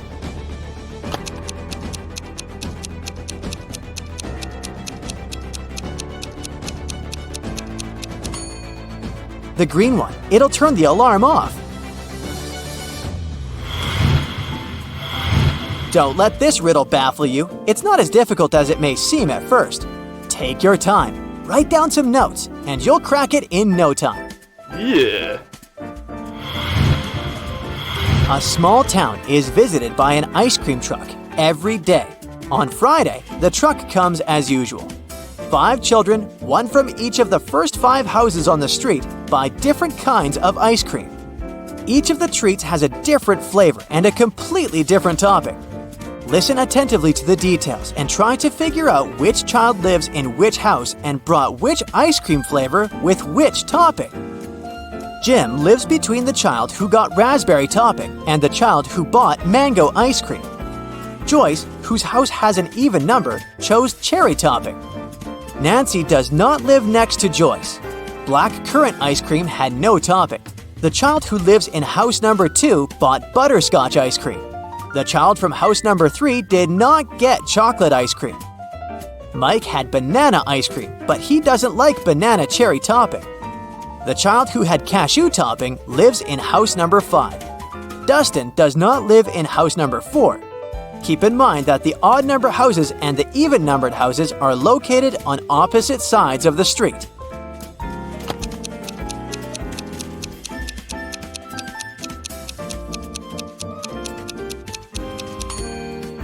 So, here's the answer.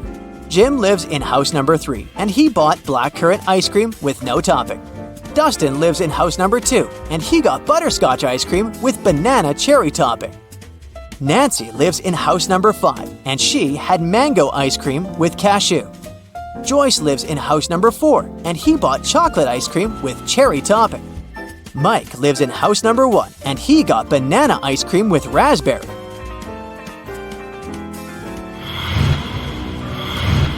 A long time ago, a king ruled the great kingdom of Trojan House. As part of the renovation of the kingdom to meet new security needs, he asked his chief architect to create a new construction plan. The king's idea was that all of his 10 castles should be connected with 5 straight walls, and each wall must connect 4 castles together. He also told the architect that at least one of the castles should be protected with walls from all sides. The architect could not come up with any solution, but he suggested the best plan he could think of. Here it is. Can you find a better solution?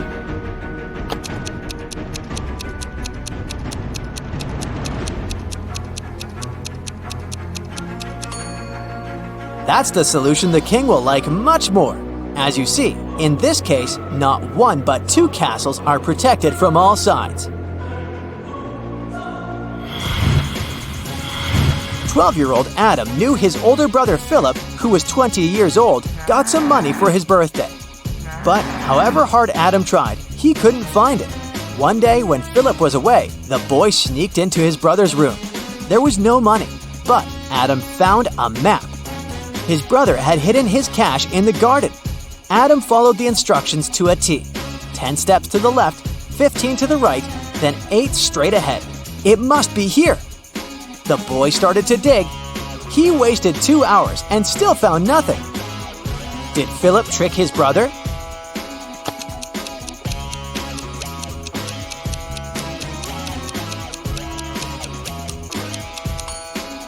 Due to their age and size difference, Adam's steps were smaller than his brother's. That's why he was looking for the money in the wrong place. Jason, a rich traveler, stayed in a small but expensive hotel at the seaside. During a severe storm with gale-force winds, there was a blackout. The whole area was plunged into darkness. People stayed without electricity for at least 2 hours. The problem was finally solved. But Jason discovered that during the blackout, someone had taken his wallet with a lot of cash and his credit cards. The police arrived and questioned the people who had been in the hotel at that time. Justin, the receptionist, told the detective he had been in the basement. He was trying to start an emergency generator. Unfortunately, he didn't succeed. Nicole, another guest, said she had arrived an hour before the blackout. She was exhausted. She lit several candles, unpacked, cleaned herself, and went to bed. Gregory, the hotel driver, said he'd been at the airport. A new guest had arrived and he went to pick them up. The police immediately figured out who was lying. Can you?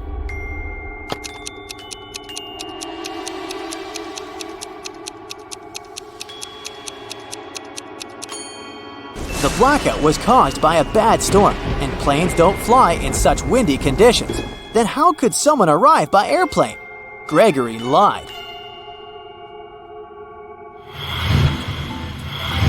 Look at this picture attentively and try to figure out what's wrong here.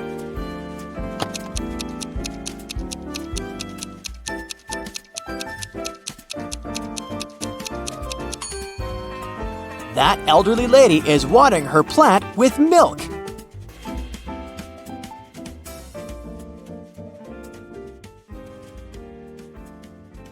A wealthy man, Mr. Johnson, had a precious vase that he valued more than all other belongings.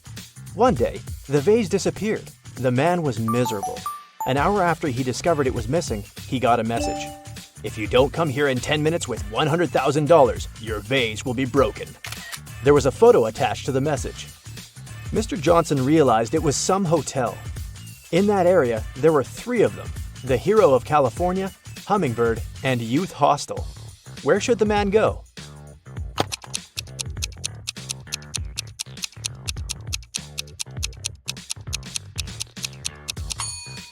Mr. Johnson should hurry to Hummingbird. It's the only hotel that has the 7th floor. Amanda was in the middle of a burning room. The only window was small and too high for the woman to reach. There was also nothing to climb or stand on. There was no rope, neither was there a door. And still, in a matter of seconds, Amanda was outside. How is it possible?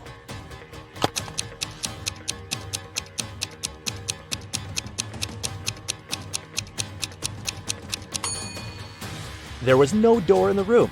The woman just ran out through the doorway.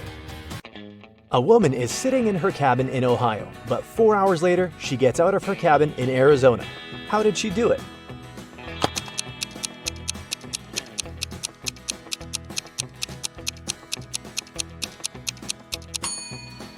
The woman is a pilot, and the cabin is actually the cockpit of the plane she flies.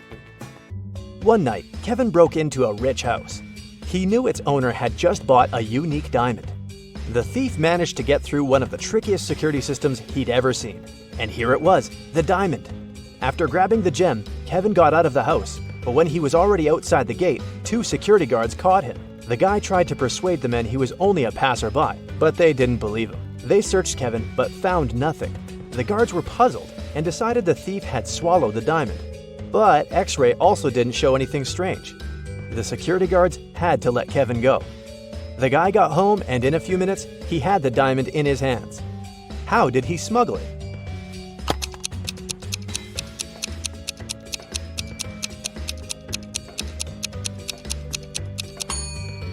When Kevin broke into the house, he wasn't alone. His parrot was with him. After getting the precious stone, the guy attached it to the parrot's foot, and the bird brought the diamond back home. Paul was a young but very talented chemist. He was going to attend a very important conference where he had to present his latest work. But right before the event, Paul's envious colleague locked the guy in his lab. There was no way he could get out of there on his own. In the middle of the room, there was a test tube with some bright purple liquid inside. There was also a note. "This mixture will blow up in 1 minute. You've got only one chance to neutralize it with one of these ingredients. If you add the correct one, the reaction will stop. Here's the clue you'll need to figure out the needed ingredient. HIJKLMNO.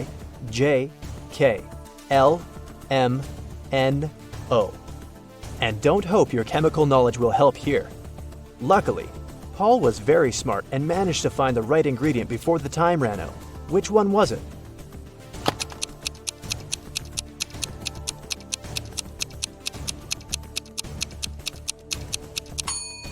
It's a row of letters from H to O.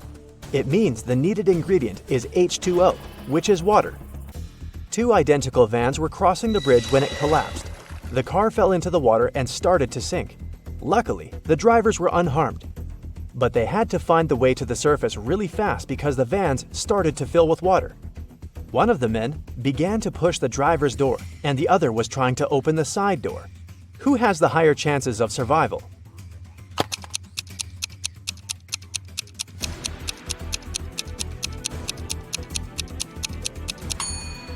The first driver won't be able to open the door because of the water pressure. But the side door in the second car is a sliding one. With some effort, the second driver will be able to open it and escape. One person can dig a hole within 1 day. Then, how long will it take 2 people to dig half a hole?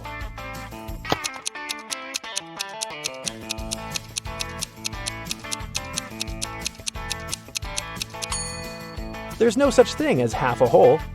Look at these pictures and try to figure out which mirror is magical.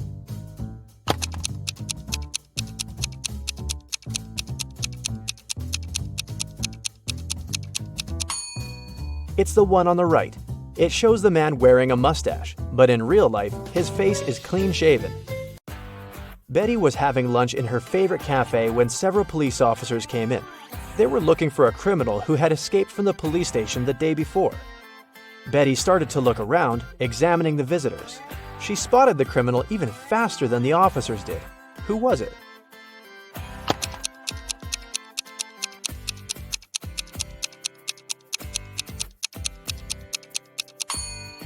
Look at the barman. He's wearing handcuffs.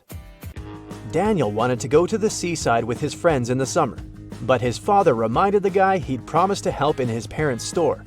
When the man saw how upset his son was, he offered him a deal. Daniel had to solve several riddles, and then he'd be free to go and have fun with his friends. So, our customers often ask us to sell them something that's full of holes but can still hold water.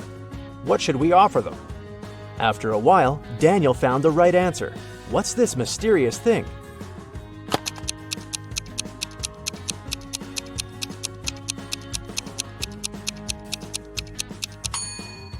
It's a sponge. Daniel's father continued, I'm thinking of introducing a new method of pricing the things we sell. Socks will cost $20. A tie will be $12. You'll have to pay $28 for a sweater. And a coat will cost $16. Based on this pricing method, how much will be a t-shirt? Do you know the answer?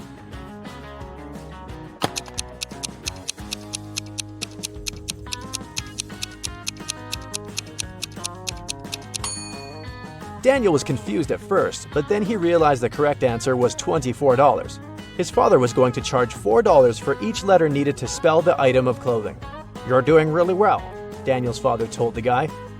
That's why I'll give you just one more riddle. If you crack it, you can have some rest in the summer. 81 times 9 equals 801. This equation isn't correct. What can you do to make it true? This riddle took Daniel quite a while. And how fast can you solve it?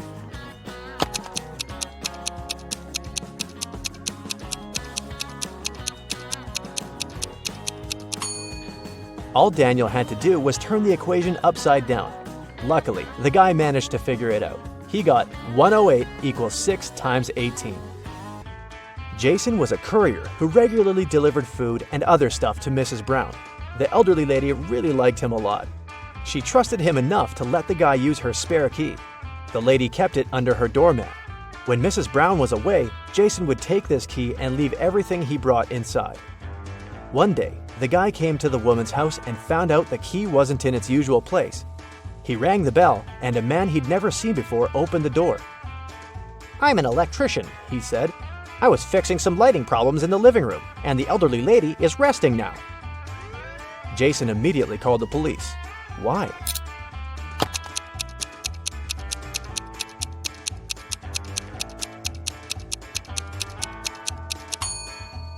The criminal entered the house with the help of the spare key. Paul came back from his lunch break and saw that someone had spilled coffee all over his documents. He cried out, and this attracted his boss's attention. The man decided to figure out who had spoiled Paul's work.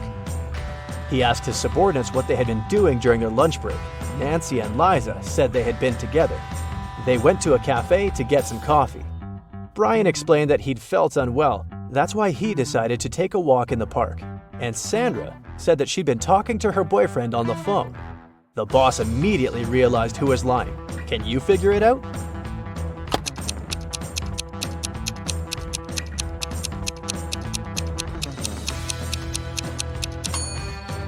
It was Sandra. There's a sign on the wall that prohibits the employees to use their phones in the office. It means the girl couldn't be speaking with her boyfriend. A wealthy businessman disappeared right from his home one afternoon. His wife called the police. The detective arrived and questioned everyone who was in the house at that time. The cook said that she'd been preparing dinner and hadn't left the kitchen. The maid claimed she had been cleaning the dining room after the businessman and his wife had had lunch. And the wife said that after lunch, she'd been sunbathing and swimming in the pool. The detective immediately realized who was behind the man's disappearance. Do you know the answer?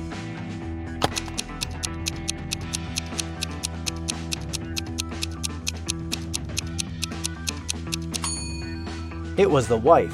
Look outside. It's late fall and there's no water in the swimming pool. Jeffrey was on a plane, ready to have his first parachute jump, when he started to panic. Without putting on his parachute, the guy jumped out of the plane, and still, he remained absolutely unharmed. How is it possible?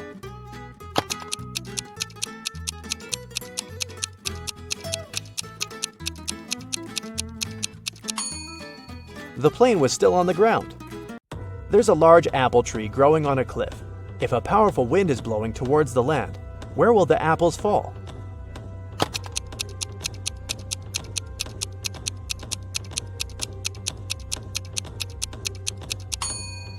In any case, they will fall down.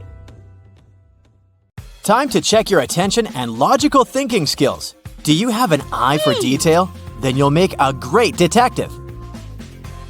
One day, you go to a restaurant to get something to eat. But as soon as you enter, you hear loud, angry voices. A waitress and a visitor are arguing. You also ordered chicken wings and you have to pay for this dish. It's the waitress. The visitor looks tired and sleepy. But I didn't. I haven't been here longer than an hour. Yeah, I did doze off, but it doesn't mean I don't remember my order. You step in. You know very well that this man couldn't have ordered chicken wings, you say. How did you figure it out?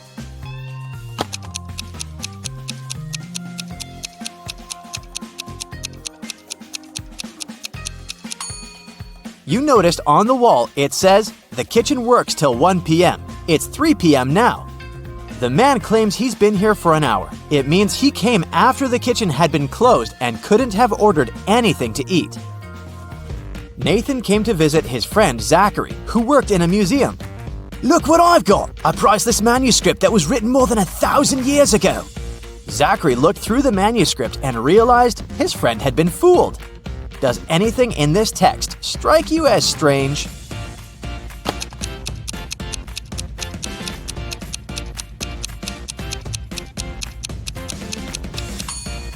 If we talked about the dates before the Common Era, they should be in reverse order. The original text would read, King Alfred V ruled the country from 1320 to 1290 BCE. A man called the police late at night. He said, I've heard a very loud noise coming from the house next door. I'm afraid to go there alone, but what if something bad has happened? When the police arrived, they saw that the entrance door was open. They ran inside and found the house owner, Mr. Anderson, on the floor of his bedroom. He was tied and moaning in pain. He said he had been in bed reading a book, and then a man in a black mask broke into his room and hit him on the head. Then he tied Mr. Anderson, took all his money and other valuables, and disappeared.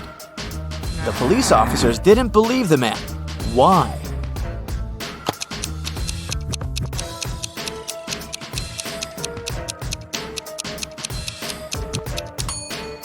Look at his bed. There isn't even a wrinkle on the covers. It's unlikely that the thief made the bed after tying Mr. Anderson.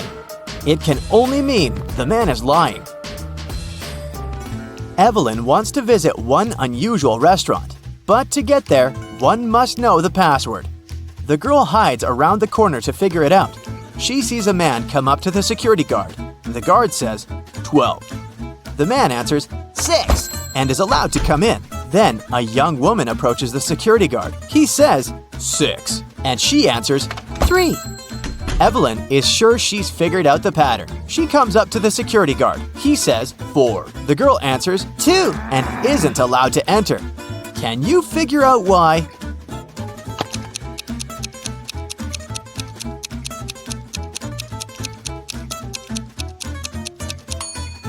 The password is always different. It's the number of letters in the word the security guard says. The word 4 has 4 letters. That's what Evelyn should have answered. A manager of the most luxurious sea resort in the area called the police. She said someone had stolen a set of very expensive monogrammed bed linen. 3 guests left the hotel that morning: Mr. Sam Taylor, Mrs. Amanda Martin, and Mr. Michael Smith. The police detained one of the guests and indeed found the bed linen in their suitcase. How did the detectives figure out who the thief was?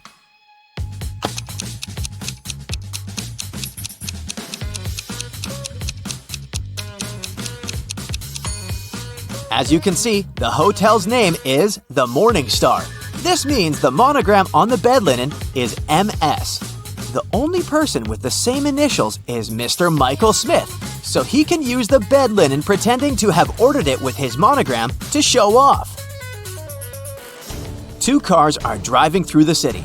They both started their journey at the same time. The green car is moving at a speed of 30 miles per hour. The yellow car is faster.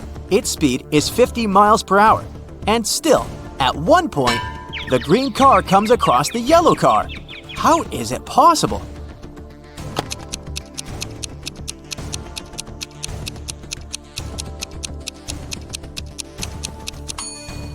The cars are traveling in opposite directions. Aaron is a detective who has to work undercover at a luxurious resort. The police suspect that the hotel owners are involved in some shady deals. Aaron's task is to sneak into the manager's office and check his documents, but the door is locked, and there's a combination lock. Aaron has to figure out the password. The detective knows he needs to solve a math riddle, and the answer will be the code. As soon as he punches in the code, the door opens. What is the correct number?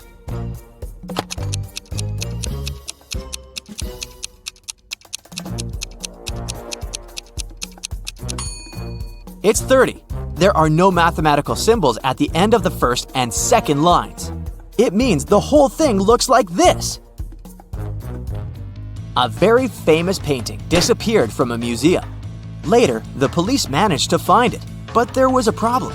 They found not 1, but 3 paintings. Only one of them is original. The others are just copies. Can you help the police figure out which is the original painting?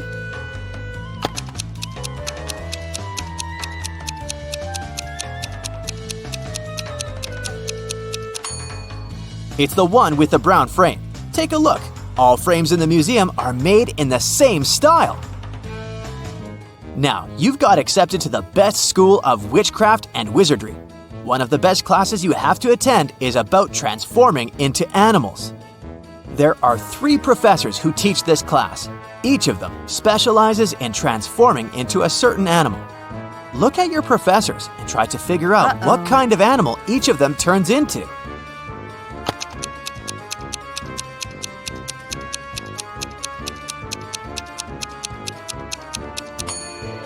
Have you noticed that the first professor has a forked tongue? He must transform into a snake. The second professor has a lion's tail. It must be the animal she transforms into. And the third professor has bear claws. He must turn into a grizzly bear. Maria was a princess and the heir to the throne. One day, an evil witch lured the girl into a magic forest. Maria got lost. Luckily, she had an enchanted pendant given to her by one of the king's magicians. "It will help you find your way back home if you ever get lost," he said. Maria tapped the pendant, and 3 spirits appeared in front of her. The first spirit was an owl, the second was a butterfly, and the third spirit was a hawk. Unfortunately, only one of them knew the way back to the castle, and if Maria chose to follow the wrong spirit, she would find herself even further away from home. Can you help the princess pick the correct spirit animal?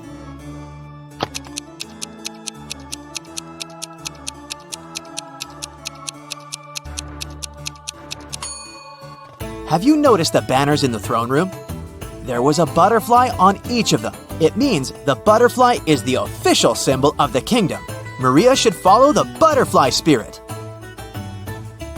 A man lives in a high-rise apartment building. He has an unusual habit related to the evening elevator ride after he returns home from work. If it's been raining, he always takes the elevator straight to his 17th floor. If it's sunny, but there's someone else in the elevator with him, he always gets straight to the 17th floor. But if it hasn't been raining and he's alone in the elevator, he takes the elevator to the 11th floor and walks up the stairs the rest of the way. Can you figure out why?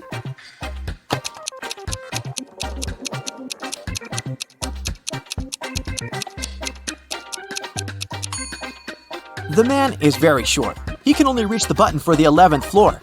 If someone else is in the elevator, he asks them to press the button for his floor. And when it's rainy, he uses his umbrella to press the button. Johnny, a party clown, is carrying 3 pieces of gold. Each of these pieces weighs 2 pounds. While walking, the guy comes to a bridge. It has a sign saying the bridge can only hold a maximum of 180 pounds. Johnny weighs 176 pounds. Johnny reads the sign and still safely crosses the bridge with all the gold. How is it possible?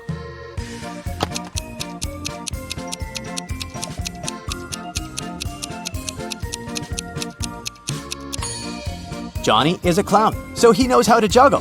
While walking across the bridge, he juggled the gold, keeping one piece in the air.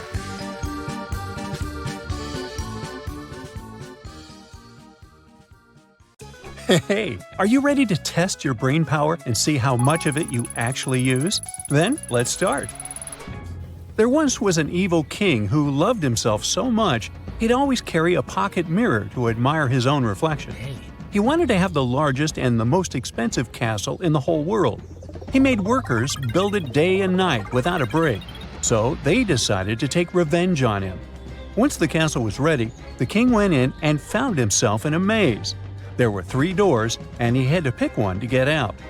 Behind the first door, there was a hungry monster that could take the life of anyone who looked at it. Behind the second door, there was a shaky bridge over a chasm that was easy to fall into.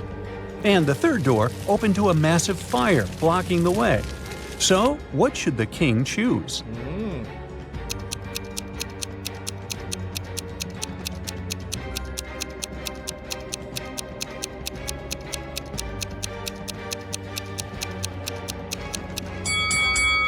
The king should choose the first door. He can use that mirror he has to reflect the monster's gaze. Voila! The monster is gone, and the king can pass easily.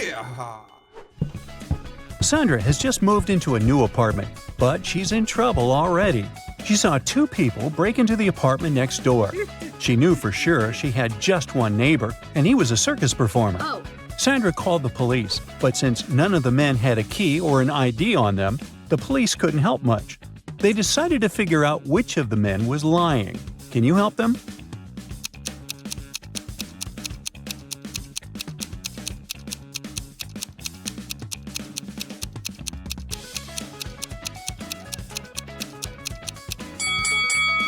Although there's plenty of sports gear in the room, the real clue is the flower on the clown's hat.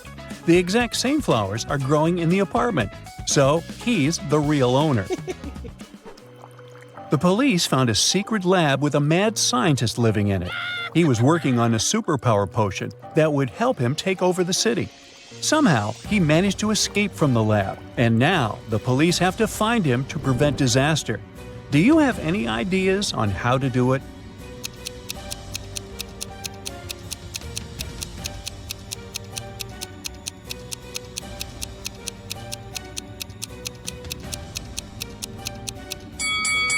There are some flasks in the trash can. They must be the clue. And he must have left this weird gadget behind. Let's keep on searching. Here are some suspicious footprints. The mad scientist must have left them behind. Do you see him? There he is, hiding behind the car. Neil invited his best friends to his birthday party and ordered a cab for them so they wouldn't have to drive. Everyone had fun, but then it was time to open the gifts, and one of the boxes turned out to be empty. Someone must have stolen it. Oh no. Sue said, "I make more money than all of you together. Why would I steal that gift?" Nikki said, "I've just arrived, and you're blaming me for stealing something? Sorry for being late." Mimi explained, "I haven't even seen that blue box with a golden ribbon before. Who's lying here?"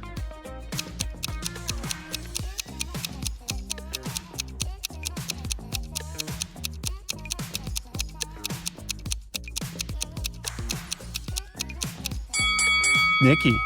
Everyone arrived in one taxi, so how could he have been late? Liza is a secret agent, and today her mission is to discover some super important papers from a little house in a faraway village. She arrived there, made sure no one was watching, and was about to enter. But there was a combination lock on the door. Luckily, there was a note nearby. Can you help Liza figure out the code using the note?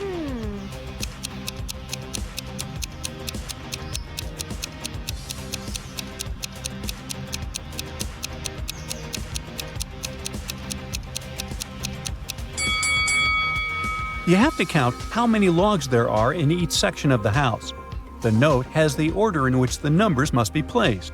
So the code is 7834. Nick has just arrived home after a weekend at the polo club with his friends. Yikes! He just saw a burglar running out of his house. Nick tried to follow the stranger, but he was way faster, so Nick couldn't catch him. But he noticed the burglar was running towards the construction site nearby. He must be pretending to be a construction worker. Which of these guys is an imposter?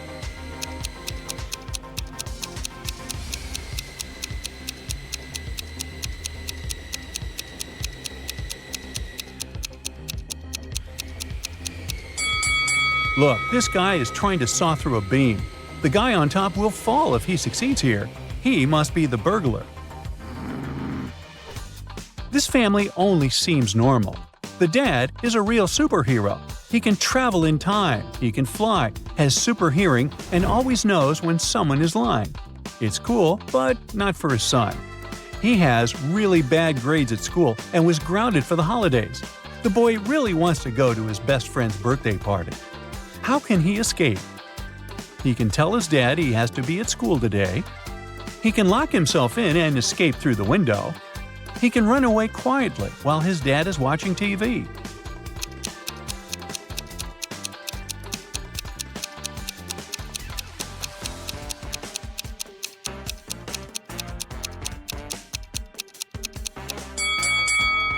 His dad will know when the boy is lying, and his super hearing will help him notice if his son is trying to run away.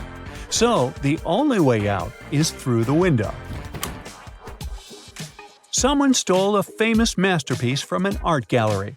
3 people were inside at the time of the crime: the head of the gallery, a maintenance person, and a visitor. The head of the gallery told the police, "I was in my office signing papers."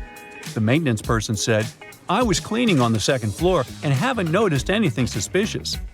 The visitor said, "I was in the modern art hall and was looking at exhibits." The police immediately guessed who was lying. Can you do the same?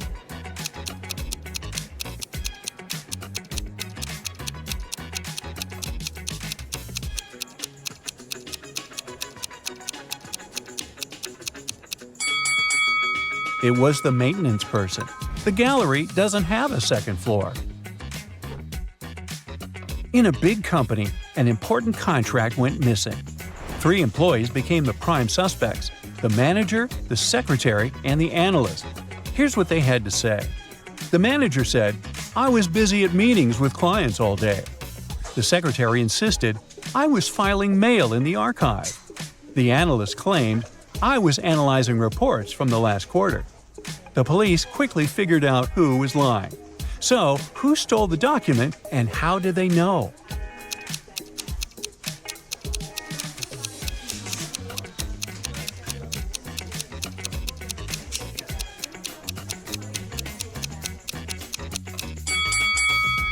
It was the secretary. The company only updates the archive on Fridays, but this happened on a Wednesday. Busted! Someone tried to hack the security system of a top-secret research base. The base is really well equipped, with self-updating software and all the latest tech. 3 team members fell under suspicion: the engineer, the guard, and the programmer. The engineer said, "I was checking the base's power supply, and everything was fine." The guard told the police, "I was patrolling the area, and everything was quiet." The programmer explained, "I was updating the system software." The police immediately knew who tried to hack the system. Can you guess who it was and how they figured it out?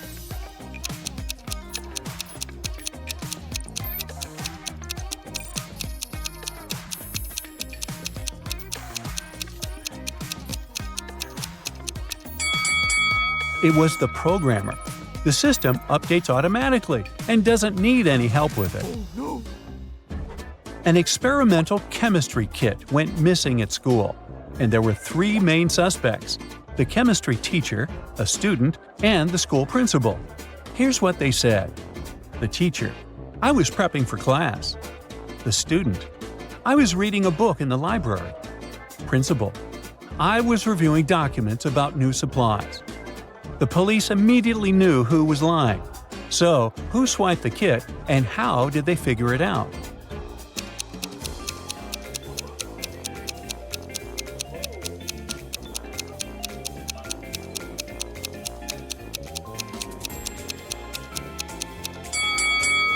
It was the student. The library was closed for inventory on the day of the incident, so there's no way they could have been there. You've got 3 boxes, 1 with just apples, 1 with just oranges, and 1 with a mix of both. The problem is that all the labels are wrong. How can you fix the labels by pulling out just one fruit? Think it over.